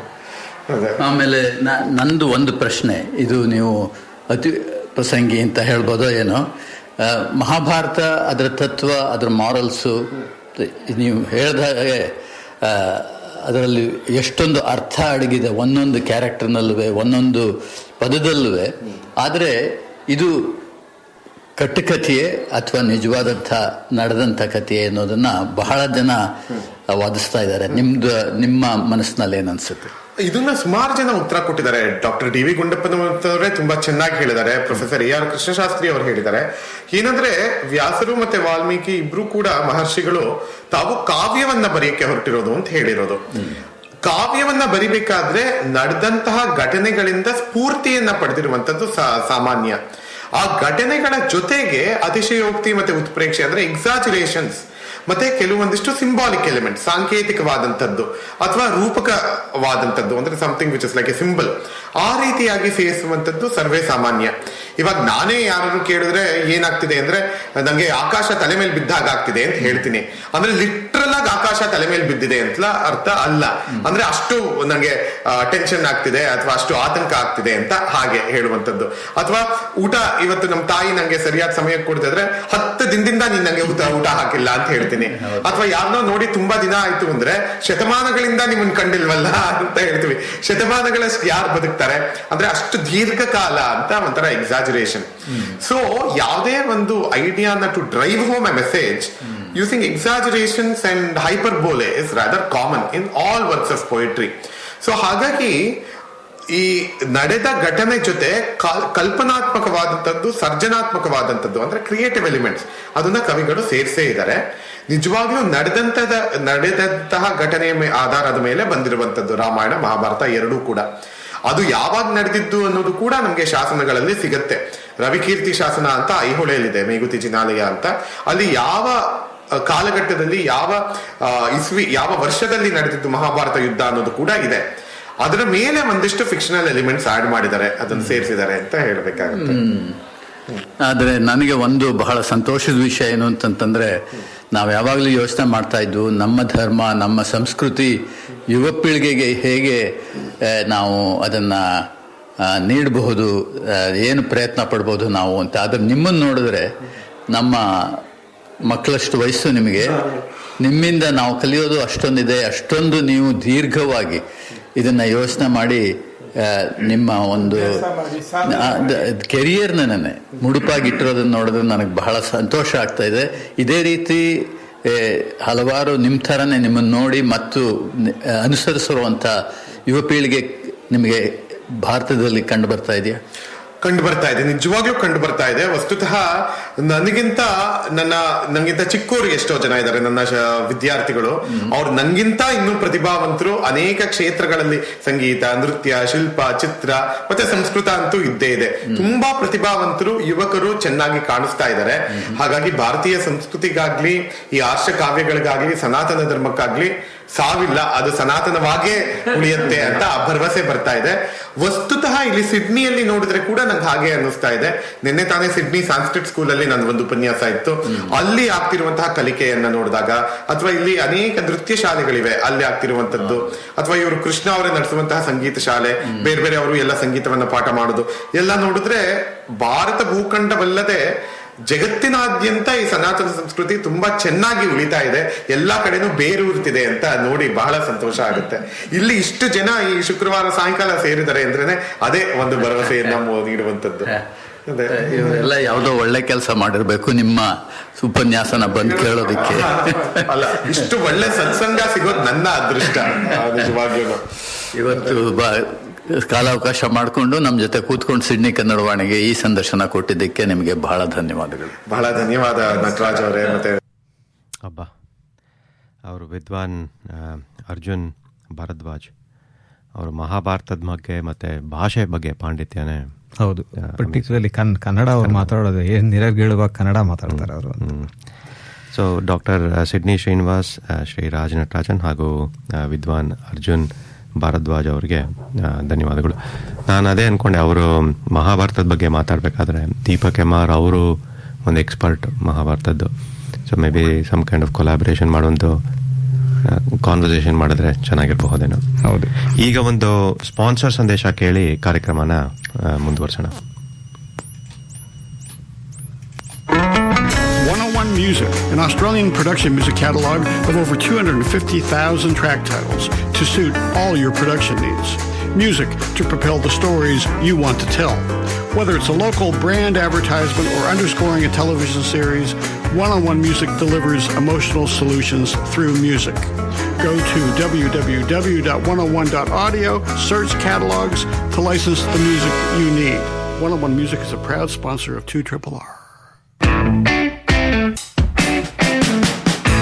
Hi, I'm AJ to tell you about Cactus Imaging, a printer like no other, with large format commercial printing of the highest quality for billboards, banners, vehicle wraps, street furniture, retail displays and interior signage, building wraps and hoardings, fabric printing and much more.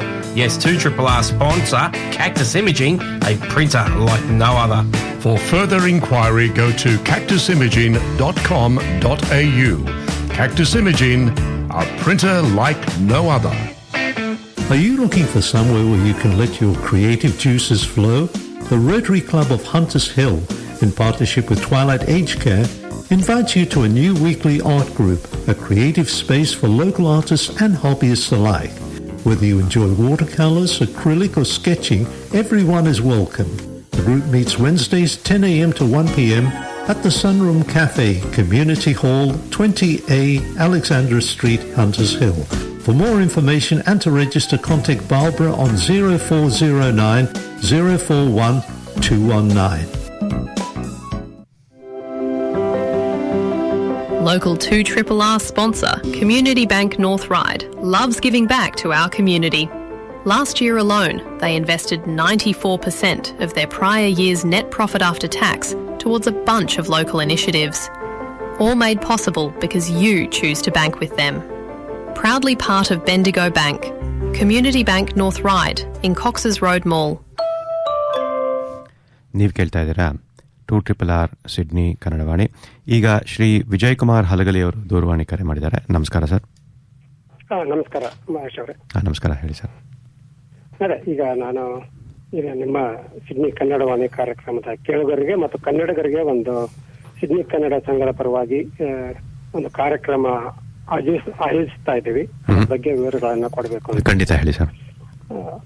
ಅದೇ ಪ್ರತಿ ವರ್ಷ Sydney Kannada ಸಂಘ ಕರ್ನಾಟಕದಿಂದ ಕಲಾವಿದರನ್ನ ಕರೆಸಿ ಕಾರ್ಯಕ್ರಮ ನೀಡ್ತಾ ಬಂದಿದೆ. ಈ ವರ್ಷ ಕನ್ನಡದ ಹೆಸರಾಂತ ಗಾಯಕಿ ಸಂಗೀತ ರವೀಂದ್ರನಾಥ್ ಅವರನ್ನ ಆಹ್ವಾನಿಸಿ ಕಾರ್ಯಕ್ರಮ ಏರ್ಪಡಿಸ್ತಾ ಇದ್ದೀವಿ. ಈ ಕಾರ್ಯಕ್ರಮ ನಡೆಯೋದು ಎರ್ಮಿಂಗ್ಟನ್ ಕಮ್ಯುನಿಟಿ ಸೆಂಟರ್, ದಿನಾಂಕ ಶನಿವಾರ ಜುಲೈ 11ನೇ ತಾರೀಕು, ಜುಲೈ 11 2026 ಸಂಜೆ 6 ಗಂಟೆಯಿಂದ ಕಾರ್ಯಕ್ರಮ ಪ್ರಾರಂಭ ಆಗುತ್ತೆ. ಸಂಗೀತ ಅವರು 60ಕ್ಕೂ ಹೆಚ್ಚು ಕನ್ನಡ ಚಿತ್ರಗಳಲ್ಲಿ ಹಾಡನ್ನ ಹಾಡಿದ್ದಾರೆ. ಅದಲ್ಲದೆ ಹಿಂದಿ, ತಮಿಳು, ತೆಲುಗು ಎಲ್ಲ ಹಾಡಿದ್ದಾರೆ. ಆದರೆ ನಮ್ಮ ಕಾರ್ಯಕ್ರಮದಲ್ಲಿ ಕೇವಲ ಕನ್ನಡ ಚಿತ್ರಗೀತೆಗಳನ್ನ ಮತ್ತು ಭಾವಗೀತೆಗಳು ಮತ್ತು ಭಕ್ತಿ ಗೀತೆಗಳನ್ನು ಕೂಡ ಹಾಡ್ತಾರೆ. ಕಾರ್ಯಕ್ರಮ ನಡೆಯೋದು ಮತ್ತೊಮ್ಮೆ ಹೇಳ್ತೀನಿ, ಶನಿವಾರ ಜುಲೈ 11ನೇ ತಾರೀಕು 2026 ಸಂಜೆ 6 ಗಂಟೆಯಿಂದ, ಸ್ಥಳ ಎರ್ಮಿಂಗ್ಟನ್ ಕಮ್ಯುನಿಟಿ ಸೆಂಟರ್. ಆಮೇಲೆ ಹೆಚ್ಚಿನ ವಿವರಗಳನ್ನು ಇನ್ನು ಬರೋ ದಿನಗಳಲ್ಲಿ ತಿಳಿಸ್ತೀವಿ. ಅಂದ್ರೆ ಈಗ ಪ್ರವೇಶ ಟಿಕೆಟ್ಗಳನ್ನೆಲ್ಲ ಖರೀದಿಸಬೇಕಲ್ಲ, ಅದ್ರ ಬಗ್ಗೆ ಲಿಂಕ್ ಅದೆಲ್ಲ ಮತ್ತೆ ನಾವು ಮುಂದಿನ ಬರೋ ವಾರಗಳಲ್ಲಿ ತಿಳಿಸ್ತೀವಿ. ಖಂಡಿತ ಸರ್. ಅದೇ ಕನ್ನಡಿಗರಿಗೆ ಈ ವಿಷಯ ತಿಳಿಸ್ಬೇಕು ಅಂತ ತಮಗೆ ಕರೆ ಮಾಡಿದ್ದೆ. ಅದೇ ಮುಂದಿನ ವಾರನೂ ಮಾತಾಡೋಣ ಸರ್. ಈಗ ನಿಮಗೆ ಡೀಟೇಲ್ಸ್ ವಾರನೂ ಮಾತಾಡೋಣ. ಖಂಡಿತ ಹೆಚ್ಚಿನ ವಿವರಗಳು ನಮಗೆ ಸಿಗುತ್ತೆ ಅವಾಗ. ಖಂಡಿತ ಮತ್ತೆ ಮಾತಾಡೋಣ. ಧನ್ಯವಾದಗಳು ಸರ್ ಕರೆ ಮಾಡಿದ್ದಕ್ಕೆ. ಆಯ್ತು, ಧನ್ಯವಾದಗಳು. ನಮಸ್ಕಾರ. ನಮಸ್ಕಾರ ಸರ್. ಸಂಗೀತ ರವೀಂದ್ರನಾಥ್, ಎರ್ಮಿಂಗ್ಟನ್ ಸೆಂಟ್ರಲ್ಲಿ ಜುಲೈ 11, 2026 ಶನಿವಾರ 6 ಗಂಟೆ. ದಯವಿಟ್ಟು ಸಮಯ ಮಾಡಿಕೊಂಡು ಫ್ರೀಯಾಗಿ ಇಟ್ಕೊಂಡಿದ್ದೀನಿ ನಿಮ್ಮ ಕ್ಯಾಲೆಂಡರ್ಲಿ. ಈಗ ಬೆಂಗಳೂರಿಂದ ಶ್ರೀಮತಿ ಪುಷ್ಪಾ ದೀಕ್ಷಿತ್ ಹಾಗೂ ಶ್ರೀ ಗುರುದತ್ ಅವರು ಬಹಳನೇ ಚೆನ್ನಾಗಿಬ್ರು ಹಾಡು ಹೇಳ್ತಾರೆ. ಶ್ರೀ ಗುರುದತ್ ಅವರು ಒಂದು ಹಾಡು ಕಳಿಸಿದ್ದಾರೆ. ಈಗ ಅದನ್ನ ಕೇಳಿ ಕಾರ್ಯಕ್ರಮನ ಮುಂದುವರ್ಸೋಣ.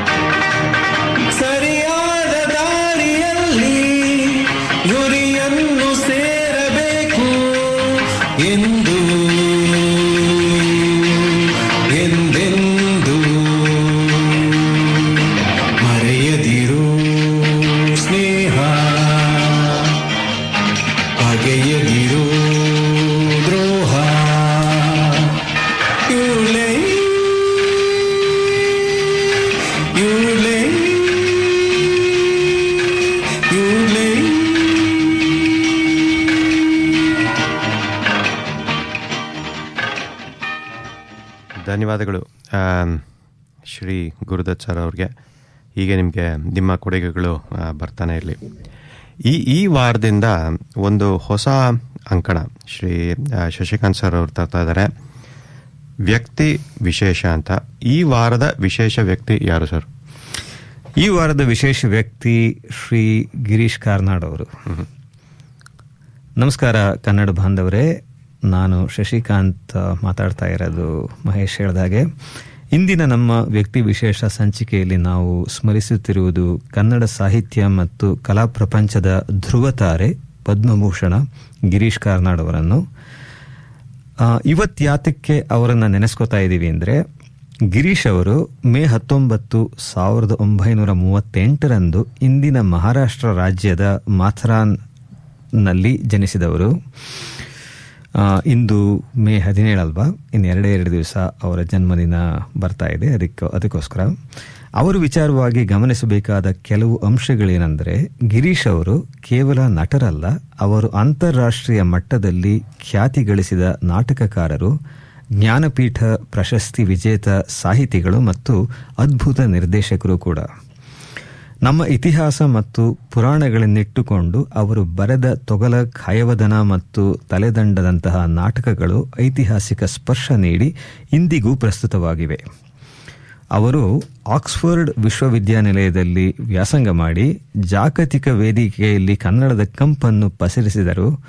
ನಮ್ಮ ಮೆಚ್ಚಿನ ಮಾಲ್ಗುಡಿ ಡೇಸ್ನಿಂದ ಹಿಡಿದು ದೊಡ್ಡ ಪರದೆಯವರೆಗೆ ಅವರ ನಟನೆ ಸದಾ ಸ್ಮರಣೀಯ.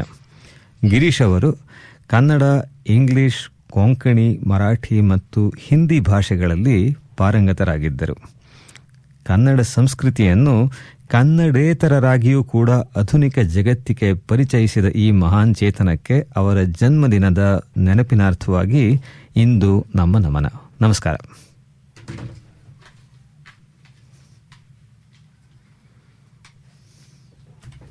ಧನ್ಯವಾದಗಳು ಸರ್, ಬಹಳನೇ ಚೆನ್ನಾಗಿತ್ತು. ಮುಂದಿನ ವಾರ ಒಂದು ಸರ್ಪ್ರೈಸ್ ಅಂತ ಹೇಳಿದ್ರೆ. ಹೌದು, ಮುಂದಿನ ವಾರ ನಮ್ಗೆ ಎಷ್ಟು ಜನಕ್ಕೆ ಗೊತ್ತೋ ಇಲ್ವೋ ನೋಡೋಣವಂತೆ. ಅದನ್ನ ಒಂದು ಮಹಾನ್ ವ್ಯಕ್ತಿಯ ಪರಿಚಯ ಮಾಡ್ಕೊಳ್ಳೋದಕ್ಕೆ ಪ್ರಯತ್ನ ಪಡ್ತೀನಿ ನಾನು. ಆಮೇಲೆ ಮೇ ಬಿ ಒಂದು ಕ್ವಿಜ್ ವೋಟೋ ತರ ಮಾಡಬಹುದು. ನೋಡ್ತೀನಿ, ಅದನ್ನ ಮಾಡ್ತೀನಿ ಕಾರ್ಯಕ್ರಮ ಆದ್ಮೇಲೆ. ಆಮೇಲೆ ನಾವು ಪದ್ಮಭೂಷಣ ಶ್ರೀ ಶತಾವಧಾನಿ ಗಣೇಶ್ ಅವ್ರನ್ನ ಒಂದು ವಿಶೇಷ ಸಂದರ್ಶನ ಮಾಡಿದ್ವಿ. ಅದರದ್ದೊಂದು ಫೀಡ್ಬ್ಯಾಕ್ ಬಂದಿತ್ತು, ನಾವು ಮುಂಚೆ ಪ್ಲೇ ಮಾಡೋಕ್ಕಾಗಿರಲಿಲ್ಲ. ಇದು ಕೇಳಿ. ನಮಸ್ಕಾರ. ಕಣ್ಣು ತೆರೆಸಿದ ಕನ್ನಡಿಗ ಶ್ರೀ ಶತಾವಧಾನಿ ಗಣೇಶ್. ತುಂಬಿದ ಕೊಡ ತುಳುಕುವುದಿಲ್ಲ, ಎಷ್ಟು ಸತ್ಯ. ಅಪಾರ ಪಾಂಡಿತ್ಯ, ಜ್ಞಾನ, ಕಲೆ, ಪ್ರತಿಭೆ, ಸಾಧನೆ ಇಷ್ಟೆಲ್ಲ ಉಳ್ಳವರಾದರೂ ಒಂದಿಷ್ಟೂ ಗರ್ವೆಯಲ್ಲದ ಅತ್ಯಂತ ಸರಳ ಮಹನೀಯರಾದ ಶ್ರೀ ಗಣೇಶ್ ಅವರೊಂದಿಗೆ ನೀವೆಲ್ಲ ನಡೆಸಿದ ಸಂದರ್ಶನ ಅದ್ಭುತವಾಗಿ ಮೂಡಿಬಂತು. ಸೂಕ್ತ ಪ್ರಶ್ನೆಗಳು, ಅವುಗಳಿಗೆ ಅಷ್ಟೇ ಸೂಕ್ಷ್ಮ ಹಾಗೂ ಸಮಂಜಸ ಉತ್ತರಗಳು. ಒಂದು ಕ್ಷಣ ಕೂಡ ಕಳೆದುಕೊಳ್ಳದೆ ಬಹಳ ಗಮನ ಕೊಟ್ಟು ಕೇಳಿಸ್ಕೊಂಡೆ. ತಾಯಿ ಭುವನೇಶ್ವರಿಯ ಹೆಮ್ಮೆಯ ಕನ್ನಡ ಪುತ್ರ ಶ್ರೀ ಶತಾವಧಾನಿ ಗಣೇಶ್ ಇವರಿಗೆ ನನ್ನ ಹೃತ್ಪೂರ್ವಕ ಅಭಿನಂದನೆಗಳು. ನಮಸ್ಕಾರ. ನಮಸ್ಕಾರ. ಶ್ರೀಮತಿ ರೇಖಾಕಾಂತ್ ಅವರಿಗೆ ಧನ್ಯವಾದಗಳು ಇದು ಫೀಡ್ಬ್ಯಾಕ್ ಕಳಿಸೋದಕ್ಕೆ, ಮತ್ತು apologies for not playing this earlier. ಈಗ ಶ್ರೀ ಚೌಡಪ್ಪ ನಾರಾಯಣ್ ಅವರು ನಮ್ಮ ಕಾರ್ಯಕ್ರಮಕ್ಕೆ ಹಾಡುಗಳನ್ನ ಕಳಿಸ್ತಾನೆ ಇರ್ತಾರೆ. ಒಂದು ಹಾಡು ಕಳಿಸಿದ್ದಾರೆ. ಇದನ್ನ ಪಾಪ ಅವರು 3 ಸತಿ ರೆಕಾರ್ಡ್ ಮಾಡಿ 3-4 ಸತಿ ರೆಕಾರ್ಡ್ ಮಾಡಿ ಅದು ಬೆಸ್ಟ್ ವರ್ಷನ್ ಕಳಿಸಿದ್ದಾರೆ. ಹೌದು, ಇದು ಕೇಳಿ. ಅವ್ರಿಗೆ ಹಾಡು ಅಂದ್ರೆ ತುಂಬಾ ಪ್ಯಾಷನ್. ಕೇಳೋಣವಂತೆ ಬನ್ನಿ. ನನ್ನ ಮಕ್ಕಳೆಲ್ಲ ಅವ್ರ ಹತ್ರ ಕಲಿತಿದ್ರು. ದಿಸ್ ಇಸ್ ಅ ಕೀರ್ತನೆ ಇನ್ ರಾಗ ಶುದ್ಧ ಧನ್ಯಾಸಿ, ಸೆಟ್ಟು ಕಂಡ ಚಾಪು ತಾಳ.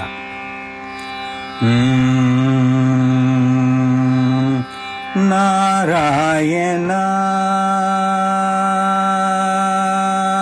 ನಾರಾಯಣ ನಿನ್ನ ನಾಮದ ಸ್ಮರಣೆಯ, ನಾರಾಯಣ ನಿನ್ನ ನಾಮದ ಸ್ಮರಣೆಯ, ನಾರಾಯಣ ನಿನ್ನ ನಾಮದ ಸ್ಮರಣೆಯ, ಸಾರಾಮೃತವು ಎನ್ನ ನಾಲಿಗೆಗೆ ಬರಲಿ, ನಾರಾಯಣ ನಿನ್ನ ನಾಮದ ಸ್ಮರಣೆಯ, ಸಾರಾಮೃತವು ಎನ್ನ ನಾಲಿಗೆಗೆ ಬರಲಿ, ನಾರಾಯಣ. ಕಷ್ಟದಲ್ಲಿರಲಿ ಓ ಕೃಷ್ಟದಲ್ಲಿರಲಿ, ಕಷ್ಟದಲ್ಲಿರಲಿ ಉತ್ಕೃಷ್ಟದಲ್ಲಿರಲಿ ಎಷ್ಟಾದರೂ ಮದಿ ಕೆಟ್ಟು ಇರಲಿ ಕಷ್ಟದಲ್ಲಿರಲಿ ಉತ್ಕೃಷ್ಟದಲ್ಲಿರಲಿ ಎಷ್ಟಾದರೂ ಮದಿ ಕೆಟ್ಟು ಇರಲಿ ಕೃಷ್ಣ ಕೃಷ್ಣ ಎಂಬೋ ಕೃಷ್ಣ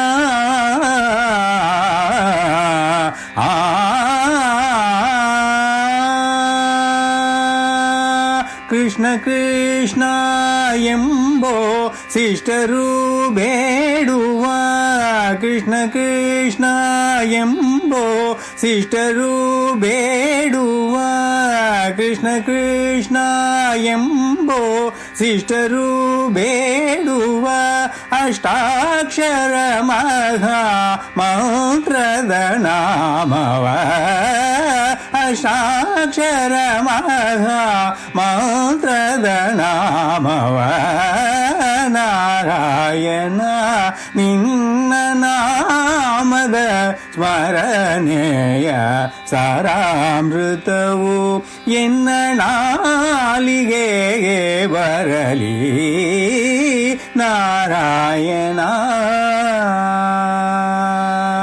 ಸಂತದ ಹರಿ ನಿನ್ನ ಸಾಸಿರದ ನಾಮವ ಸಂತದ ಹರಿ ನಿನ್ನ ಸಾಸಿರದ ನಾಮವ ಅಂತರಂಗದಲ್ಲಿ ಇರಿಸಿ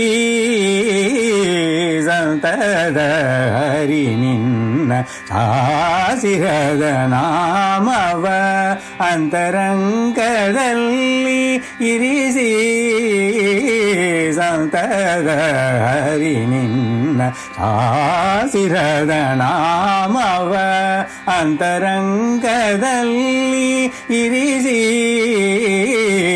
ಎಂತೋ ಪುರಂದರ ವಿಠಲ ರಾಯನ ಆ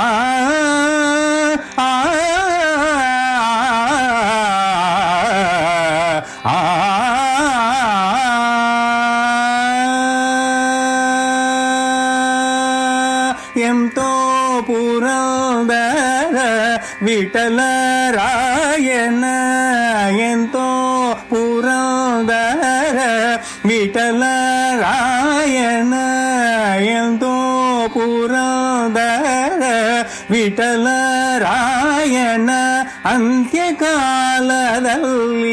ಸಿಂತಿಸೋ ಹಾಯೇ ಅಂತ್ಯಕಾಲದಲ್ಲಿ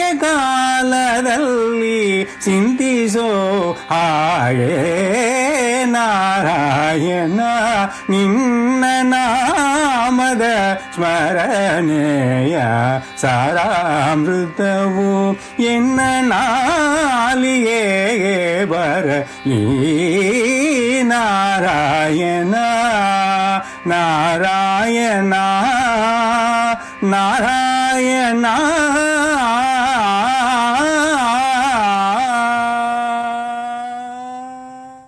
ಧನ್ಯವಾದಗಳು ರಾಜು ಸರ್ ಅವ್ರಿಗೆ ಈ ಹಾಡು ಕಳಿಸಿದ್ದಕ್ಕೆ. ಈಗ ಒಂದು ಸ್ಪಾನ್ಸರ್ ಸಂದೇಶ ಕೇಳಿ ನಮ್ಮ ಕಾರ್ಯಕ್ರಮನ ಮುಂದುವರ್ಸೋಣ. Are you or a loved one in need of an aged care facility? The St Elizabeth Aged Care Facility and Nursing Home is situated in Dean Park, just 40 minutes drive from Sydney CBD on a beautifully landscaped and leafy 3.9 hectares.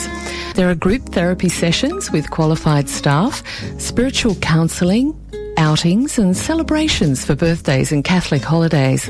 For more information, please contact the St Elizabeth Aged Care Facility and Nursing Home at 1 Simons Road, Dean Park, 2761, or telephone 8818 8500. The St Elizabeth Aged Care Facility is a proud sponsor of 2RRR.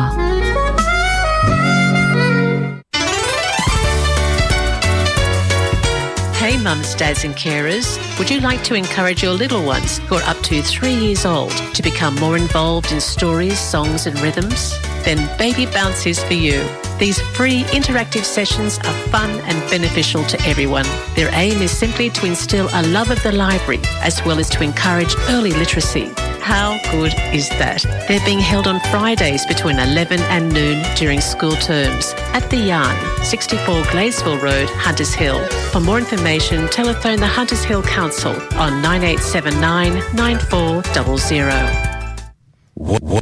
What do you get if you mix a Gen Z daughter who's smart, funny, and a funny kind of smart arse, and a Gen X dad who's just trying to keep it all together in a world that's gone berserk with a bunch of the best music that the world has to offer? The Yoda Star enjoys this Plan. Saturdays 1 to 2 and Thursdays 9 a.m. to 10 a.m. ನೀವು ಕೇಳ್ತಾ ಇದ್ದೀರಾ 2RRR Sydney Kannadavani ಬಾನುಲಿ ಕಾರ್ಯಕ್ರಮ. ನಾನು ಬೆಂಗಳೂರಲ್ಲಿದ್ದಾಗ Shashikant sir ಸಿಕ್ಕಾಪಟ್ಟೆ ಬಿಸಿಲಿತ್ತು. ನಾನು ಅದೇ ಅನ್ಕೊತಿದ್ದೆ, ಈ ಬಿಸಿಲು ಮತ್ತು ಹವಾಮಾನ ಯಾಕೆ ಹೀಗಾಗ್ತಿದೆ ಅಂತ. ನೀವು ಹೇಳಿದ್ರೆ ಈ ವಾರ ನೀವು ಬೆಂಗಳೂರು ಮತ್ತು ಅದರ ಹವಾಮಾನ ಬಗ್ಗೆ ಮಾತಾಡ್ತೀವಿ. ಹೌದು, ತುಂಬ ಜನದ ಕೈಲಿ ಕೇಳಿದೆ, ಬೆಂಗಳೂರಿನಲ್ಲೂ ತುಂಬ ಜನದ ಕೈಲಿ ಕೇಳಿದೆ ಬೆಂಗಳೂರು ಹವಾಮಾನ ಹೇಗೆ ಬದಲಾಗ್ಬಿಟ್ಟಿದೆ ಇವಾಗ ಅಂತ. ನಾವಿದ್ದಕ್ಕೂ ಈಗ ಬೆಂಗಳೂರು ಇರೋದಕ್ಕೂ ಅರ್ಥಾರ್ಥಕ್ಕೆ ಸಂಬಂಧ ಇಲ್ಲ ಅಂತ. ಹೌದು, ಅದರ ಕಾರಣಗಳೇನು ಅಂತ ಸ್ವಲ್ಪ ಕೂಲಂಕಷವಾಗಿ ನೋಡೋಣ ಅಂತ ನೋಡೋಣ ಅಂತ. ಖಂಡಿತ ಸರ್. ನಮಸ್ಕಾರ ಕನ್ನಡ ಬಾಂಧವರಿಗೆ, ನಾನು ತಿರ್ಗಾ ಶಶಿಕಾಂತ್ ಮಾತಾಡ್ತಾ ಇರೋದು. ಒಮ್ಮೆ ಕಾಲದಲ್ಲಿ ಬೆಂಗಳೂರು ನಗರವನ್ನು ಏರ್ ಕಂಡೀಷನ್ಡ್ ಸಿಟಿ ಎಂದು ಕರೆಯಲಾಗುತ್ತಿತ್ತು. ಭಾರತದ ಬೇರೆ ಮಹಾನಗರಗಳು ಉರಿಯುವ ಬಿಸಿಲಿನಲ್ಲಿ ನರಳುತ್ತಿದ್ದಾಗ ಬೆಂಗಳೂರಿನಲ್ಲಿ ಸಂಜೆ ಹೊತ್ತು ಸ್ವೆಟರ್ ಹಾಕ್ಕೊಂಡು ಓಡಾಡೋ ಪರಿಸ್ಥಿತಿ ಬರ್ತಾ ಇತ್ತು. ಬೇಸಿಗೆಯಲ್ಲೂ ತಂಪಾದ ಗಾಳಿ, ಮರಗಳಿಂದ ಆವರಿಸಿದ ರಸ್ತೆಗಳು, ನೂರಾರು ಕೆರೆಗಳು ಇವೆಲ್ಲ ಬೆಂಗಳೂರು ನಗರದ ಹೆಮ್ಮೆ ಆಗಿತ್ತು. ಆದರೆ ಇಂದು ಪರಿಸ್ಥಿತಿ ಸಂಪೂರ್ಣವಾಗಿ ಬದಲಾಗಿ ಹೋಗಿದೆ. ಈ ವರ್ಷದ ಬೇಸಿಗೆಯೇ ಅದಕ್ಕೆ ಸಾಕ್ಷಿ ಅಂತ ತುಂಬ ಜನ ಹೇಳ್ತಾ ಇದ್ದಾರೆ. ಇತ್ತೀಚಿನ ವರ್ಷಗಳಲ್ಲಿ ಬೆಂಗಳೂರಿನ ತಾಪಮಾನ 38 ಡಿಗ್ರಿಗಳಿಗೂ ಮೀರಿ ಏರುತ್ತಿದೆ. ಅನೇಕ ಜನರು ಇದು ನಮ್ಮ ಹಳೆಯ ಬೆಂಗಳೂರು ಅಲ್ಲ ಎಂದು ಹೇಳುತ್ತಿದ್ದಾರೆ. ಮನೆಯೊಳಗೆ ಫ್ಯಾನ್ ಸಾಕಾಗದೆ ಕೆಲವರು ಏರ್ ಕಂಡೀಷನರ್ ಖರೀದಿಸಲು ಪ್ರಾರಂಭಿಸಿದ್ದಾರೆ. ಹಾಗಾದರೆ ಒಮ್ಮೆ ಈ ತಂಪಿನ ನಗರವಾಗಿದ್ದ ಬೆಂಗಳೂರು ಈಗ ಅಷ್ಟು ಯಾಕೆ ಬಿಸಿಯಾಯಿತು? ಇದು ಕೇವಲ ಹವಾಮಾನ ಬದಲಾವಣೆಯ ಕಥೆ ಅಲ್ಲ. ಇದು ನಗರಾಭಿವೃದ್ಧಿ, ಪ್ರಕೃತಿ ನಿರ್ಲಕ್ಷ್ಯ ಮತ್ತು ಮಾನವ ಜೀವನ ಶೈಲಿಯ ಒಂದು ಕಥೆಯಾಗಿದೆ. ಇದರ ಕಾರಣಗಳನ್ನು ಏನು ಅಂತ ಸ್ವಲ್ಪ ಕೂಲಂಕಷವಾಗಿ ನಾವು ನೋಡೋಣ. ಮೊದಲ ಕಾರಣ ಏನು ಅಂದರೆ ಮರಗಳ ನಾಶ. ಬೆಂಗಳೂರು ಒಮ್ಮೆ ಗಾರ್ಡನ್ ಸಿಟಿ ಎಂದು ಪ್ರಸಿದ್ಧವಾಗಿತ್ತು. ರಸ್ತೆಗಳ ಎರಡೂ ಬದಿಯಲ್ಲಿ ದೊಡ್ಡ ದೊಡ್ಡ ಮರಗಳು ಇರುತ್ತಿದ್ದವು. ಅವು ನೆರಳು ನೀಡುತ್ತವೆ, ಗಾಳಿಯನ್ನು ತಂಪಾಗಿಸುತ್ತವೆ ಮತ್ತು ಧೂಳನ್ನು ಕೂಡ ಹಿಡಿದುಕೊಳ್ಳುತ್ತವೆ.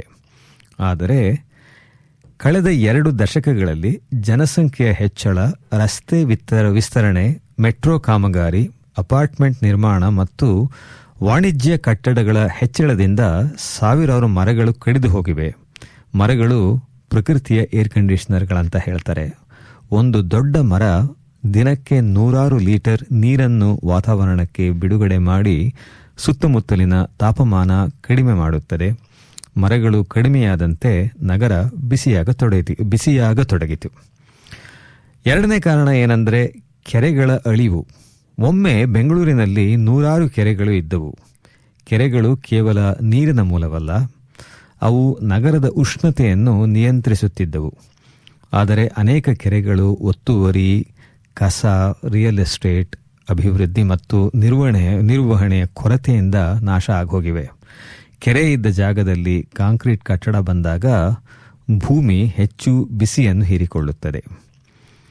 ಮೂರನೇ ಕಾರಣ ಕಾಂಕ್ರೀಟ್ ನಗರ.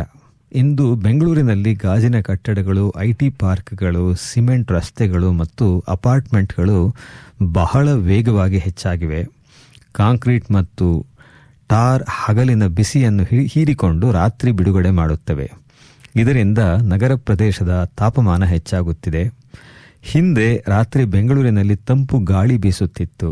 ಈಗ ರಾತ್ರಿ ಕೂಡ ಉಷ್ಣತೆ ಕಡಿಮೆಯಾಗದೆ ಜನರಿಗೆ ಅಸ್ವಸ್ಥತೆ ಉಂಟಾಗುತ್ತಿದೆ. ಆಮೇಲೆ 4ನೇ ಕಾರಣ ವಾಹನಗಳ ಸ್ಫೋಟ. ಬೆಂಗಳೂರು ಭಾರತದ IT ರಾಜಧಾನಿ ಎಂದು ಹೆಸರಾಗಿದೆ.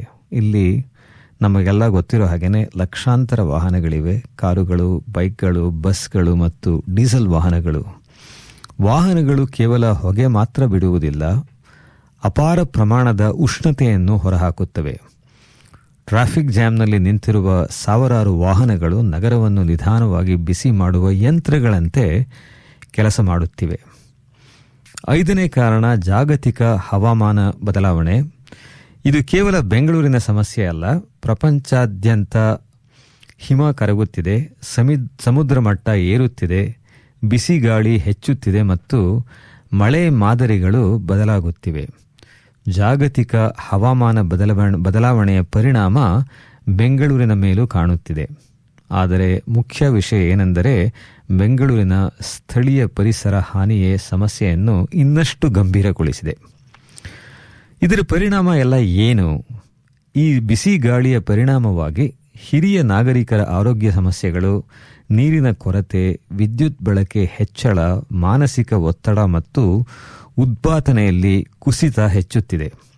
ಒಮ್ಮೆ ತಂಪಾಗಿ ಪ್ರಸಿದ್ಧವಾಗಿದ್ದ ನಗರ ಇಂದು ನೀರು ಮತ್ತು ನೆರಳಿಗಾಗಿ ಹೋರಾಡುತ್ತಿದೆ. ಇದಕ್ಕೆಲ್ಲ ಪರಿಹಾರ ಏನಪ್ಪಾ ಅಂದರೆ, ಬೆಂಗಳೂರು ಮತ್ತೆ ತಂಪಾಗಬಹುದೋ ಏನೋ, ಆದರೆ ಅದಕ್ಕೆ ಒಂದು ಯೋಜಿತ ಪ್ರಯತ್ನ ಬೇಕು. ನಾವು ಹೆಚ್ಚಿನ ಮರ ನೆಡಬೇಕು, ಕೆರೆಗಳನ್ನು ಉಳಿಸಬೇಕು, ಮಳೆ ನೀರು ಸಂಗ್ರಹಣೆ ಮಾಡಬೇಕು, ಸಾರ್ವಜನಿಕ ಸಾರಿಗೆ ಬಳಕೆ ಹೆಚ್ಚಿಸಬೇಕು ಮತ್ತು ಹಸಿರು ಪ್ರದೇಶಗಳನ್ನು ರಕ್ಷಿಸಬೇಕು. ಸ್ನೇಹಿತರೆ, ನಮಗೆಲ್ಲ ತಿಳಿದಂತೆ ನಗರಗಳು ಒಂದು ದಿನದಲ್ಲಿ ಹಾಳಾಗುವುದಿಲ್ಲ. ನಿಧಾನವಾಗಿ ಸಣ್ಣ ಸಣ್ಣ ನಿರ್ಧಾರಗಳಿಂದ ಅವು ಬದಲಾಗ್ತಾ ಬರುತ್ತವೆ. ಬೆಂಗಳೂರು ತನ್ನ ಹವಾಮಾನದಿಂದ ವಿಶ್ವದ ಗಮನ ಸೆಳೆದ ನಗರ ಒಂದಾನೊಂದು ಕಾಲದಲ್ಲಿ. ಆದರೆ ಈಗ ಅದೇ ನಗರ ಪ್ರಕೃತಿಯ ಎಚ್ಚರಿಕೆಯನ್ನು ಕೇಳುತ್ತಿದೆ. ಬೆಂಗಳೂರು ಯಾಕೆ ಬಿಸಿಯಾಯಿತು ಎಂದು ಪ್ರಶ್ನೆ ಕೇಳುವುದರಲ್ಲಿ ಈಗ ಅರ್ಥ ಇಲ್ಲ. ಅದೆಲ್ಲ ಆಗೋಗಿರೋದು. ಇವಾಗ ನಾವು ಬೆಂಗಳೂರನ್ನು ಮತ್ತೆ ತಂಪಾಗಿ ಜೀವಂತ ನಗರವಾಗಿಸಬಹುದೇ ಎಂಬುದು ಮೂಲಭೂತ ಪ್ರಶ್ನೆ. ಅದರ ಉತ್ತರ ಬೆಂಗಳೂರಿಗರ ಕೈಯಲ್ಲೇ ಇದೆ. ಆದರೆ ಅದನ್ನು ಸಾಧಿಸುವ ದೃಢತೆ ಇದೆಯೇ? ಈ ನಮ್ಮ ವೇಗಗತಿಯ ಜೀವನ ಶೈಲಿಯಲ್ಲಿ ಬೆಂಗಳೂರಿನ ಹವಾಮಾನದ ಬಗ್ಗೆ ಯೋಚಿಸಲು, ಕ್ರಮ ಕೈಗೊಳ್ಳಲು ಯಾರಿಗೆ ಚೈತನ್ಯ, ಸಮಯ ಇದೆಯೋ ಕಾದು ನೋಡಬೇಕು. ಕರ್ನಾಟಕ ಸರ್ಕಾರವು ಇದರ ಬಗ್ಗೆ ಯೋಜಿಸಿ ಕಾರ್ಯ ಕೈಗೊಳ್ಳುವ ನಿರ್ಣಯ ಮಾಡಬೇಕು. ಆದರೆ ಇದಂತೂ ನಿಜ, ಬೆಂಗಳೂರಿಗೆ ಹೋದರೆ ಅಯ್ಯೋ ನಮ್ಮ ಬೆಂಗಳೂರಿಗೆ ಏನಾಯಿತು ಎನಿಸಿ ಅಲ್ಲಿ ಹೋಗುವ ಒಂದು ಉತ್ಸಾಹವೇ ಕಮ್ಮಿ ಆಗ್ತಾ ಹೋಗ್ತಾ ಇದೆ. ನೋಡೋಣ ಏನಾಗುತ್ತೋ ಮುಂದೆ. ಧನ್ಯವಾದಗಳು. ಹೌದು ಸರ್, ನಾನು ಈ ಸತಿ ಬೆಂಗಳೂರಿಗೆ ಹೋದಾಗಲೂ ಅಷ್ಟೇ, ಈಗ ನಮ್ಮ ವಾಟ್ಸ್ಆ್ಯಪ್ ಯೂನಿವರ್ಸಿಟಿಯಲ್ಲಿ ಮೆಸೇಜ್ಗಳು ಬರ್ತಾನೆ ಇರುತ್ತಲ್ಲ. ಮೊನ್ನೆ ಒಂದು ಮೆಸೇಜ್ ಬಂದು, ಫೀಲ್ಡ್ ಅಬ್ಸರ್ವೇಷನ್ ಅರ್ಬನ್ ಸ್ಟಡೀಸ್ ಅವರು ಬ್ಯಾಂಗ್ಳೂರ್ ಹೀಟ್ ಮ್ಯಾಪ್ ಮಾಡಿದ್ದಾರೆ. ಸೊ ಅವ್ರೇನು ಹೇಳ್ತಿದ್ದಾರೆ ಅಂದರೆ, ಗ್ರೀನ್ ಝೋನ್ ಬಂದು IISc, Sankey tank area, Malleshwara, Jayanagar, Banashankari, Basavanagudi, ಇಲ್ಲಿ ಮಾತ್ರ ಸ್ವಲ್ಪ ಗ್ರೀನ್ ಕವರ್ ಇದೆ. ತುಂಬಾ ಕಡಿಮೆ. ಆಮೇಲೆ ನಾವು ಇವಾಗ ಶಶಿಕಾಂತ್ ಸರ್ ಮತ್ತೆ ನಾನು ಒಂದು ವಾಟ್ಸ್ಆ್ಯಪ್ ಅಲ್ಲಿ ಬಂದಿರೋ ಒಂದು ಫೋಟೋ ನೋಡ್ತಾ ಇದ್ದೀವಿ. ವಾರ್ಮ್ ಮತ್ತೆ ಮಾಡ್ರೇಟ್ ಝೋನ್ ಬಂದು HSR layout, Koramangala, Indiranagar, BTM layout, JP Nagar ಅಂದರೆ newer JP Nagar area. Hot zone ಅಂದ್ಬಿಟ್ಟು Whitefield, Sarjapur road, electronic city ಮತ್ತೆ ಹೂಡಿ ಅಂತೆ. ಹೂಡಿ ಎಲ್ಲಿದೆಯೋ ಗೊತ್ತಿಲ್ಲ. ಎಕ್ಸ್ಟ್ರೀಮ್ಲಿ ಹಾಟ್ ಝೋನ್ ಮಾರತಳ್ಳಿ, ಅದನ್ನೇನಂತಿದ್ದಾರೆ ಅಂದರೆ ಹೀಟ್ ಟ್ರ್ಯಾಪ್ ಅಂತ. ಎಕ್ಸ್ಟ್ರೀಮ್ಲಿ ಹಾಟ್ ಝೋನ್ ಬಂದು Marathahalli, Bellandur, outer ring road stretch ಮತ್ತೆ KR ಪುರಂ. ತುಂಬಾನೇ ಬೇಜಾರಾಗತ್ತೆ. ಬೆಂಗಳೂರದು CBD, ಕೆಂಪೇಗೌಡ ರೋಡು, ಚಿಕ್ಕ ಮಾರ್ಕೆಟ್ ಇದೆಲ್ಲ ಕಾಣ್ಲಿಲ್ವಲ್ಲ ಯಾಕೋ? ಅದಿದೆ ಅಂದ್ರೆ ಅದು probably on the warmer and ಅಂದ್ರೆ ಅದೇನದು ಎಕ್ಸ್ಟ್ರೀಮ್ಲಿ ಹಾಟ್ ಮತ್ತೆ ಹಾಟ್ ಝೋನ್ ಅಲ್ಲಿ ಇಲ್ಲ. ಅದನ್ನು ತುಂಬಾ ಬೇಜಾರಾಗುತ್ತೆ ಸರ್. ನೀವು ಹೇಳ್ದಂಗೆ ಏರ್ ಕಂಡೀಷನಿಂಗ್ ಇಲ್ಲ ಅಂದ್ರೆ ಆಗೋದೇ ಇಲ್ಲ. ಮನೆಗೆ ಹೋಗಿದ ತಕ್ಷಣ ಏರ್ ಕಂಡೀಷನ್ ಆನ್ ಆಗೇ ಇರಬೇಕು. ಆಮೇಲೆ ಇನ್ನೊಂದು ಪೊಲ್ಯೂಷನ್ ತುಂಬಾ ಜಾಸ್ತಿ ಆಗೋಗಿದೆ. ಹೌದು, ಅಲ್ಲಿ ಓಡಾಡೋದೇ ಕಷ್ಟ. ಒಂದ್ ಬಿಳಿ ಶರ್ಟ್ ಹಾಕೊಂಡು ಹೋದ್ರೆ ವಾಪಸ್ ಮನೆಗೆ ಹೋಗೋ ಹೊತ್ತಿಗೆ ಇನ್ಯಾವುದೋ ಕಲರ್ ಹೋಗಿರುತ್ತೆ. ಹೌದು. ಇದ್ರ ಬಗ್ಗೆ ಅದೇ ಮುಂದೇನು ಮಾತಾಡೋಣ. ಮತ್ತು ಕಳೆದ ವಾರ ನಾವು ಆಸ್ಟ್ರೇಲಿಯಾದ ಬಡ್ಜೆಟ್ ಬಗ್ಗೆ, ಇವಾಗ ಬಡ್ಜೆಟ್ ಆಯಿತು, CGT ನೆಗೆಟಿವ್ ಗೇರಿಂಗು ಮತ್ತು ಇನ್ವೆಸ್ಟ್ಮೆಂಟ್ಸ್ ಟ್ಯಾಕ್ಸ್ ಚೇಂಜಸ್ ಕೂಡ ಆಗಿದೆ. ಅದರ ಬಗ್ಗೆ ನಮ್ಮ ಸಿಡ್ನಿಯ ಶ್ರೀ ದಕ್ಷಿಣಾಮೂರ್ತಿ ಅವ್ರ ಜೊತೆ ಮಾತಾಡಬೇಕು ಅಂತ. ಮತ್ತು EV ಕಾರ್ಗಳು ಅಷ್ಟೇ, ಇವಾಗ ಪೆಟ್ರೋಲ್ ಬೆಲೆ ಜಾಸ್ತಿ ಆಗಿದೆ, EV ಕಾರ್ಗಳು ಬರ್ತಿದೆ.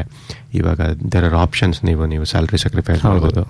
ಮತ್ತು EV ಕಾರ್ಗಳು ಅಷ್ಟೇ ಸೆಕೆಂಡ್ ಹ್ಯಾಂಡ್ ಮಾರ್ಕೆಟ್ ಇವಾಗ ಜಾಸ್ತಿ ಆಗ್ತಿದೆ. ಅದರ ಬಗ್ಗೆ ಶ್ರೀ ದಕ್ಷಿಣಾಮೂರ್ತಿ ಅವ್ರ ಜೊತೆ ಇವಾಗ ಬರೋ ವಾರಗಳಲ್ಲಿ ಮಾತಾಡೋಣ. ಹೌದು, ಹೀಗೆ ಹೇಳ್ತಾ ನಮ್ಮ ಕಾರ್ಯಕ್ರಮದ ಕೊನೆಗೆ ಬಂದಿದ್ದೇವೆ. ಇವತ್ತಿನ ಕಾರ್ಯಕ್ರಮದಲ್ಲಿ ಭಾಗವಹಿಸಿದ ಎಲ್ಲರಿಗೂ ಧನ್ಯವಾದಗಳು. ಮತ್ತೆ ಮುಂದಿನ ವಾರದ ಕಾರ್ಯಕ್ರಮ ಕೇಳಲು ಮರೆಯಬೇಡಿ ಅಂತ ಹೇಳ್ತಾ ನಿಮ್ಮನ್ನ ಬೀಟ್ಕೊಡ್ತಾ ಇದ್ದೀನಿ. ನಾನು ಮಹೇಶ್. ನಾನು ಶಶಿಕಾಂತ್. ನಮಸ್ಕಾರ. ಧನ್ಯವಾದಗಳು. ಕನ್ನಡ ಉಳಿಸಿ, ಕನ್ನಡ ಬಳಸಿ, ಕನ್ನಡ ಬೆಳೆಸಿ. ಸರ್ವೇ ಜನಾಃ ಸುಖಿನೋ ಭವಂತು. ಧನ್ಯವಾದಗಳು.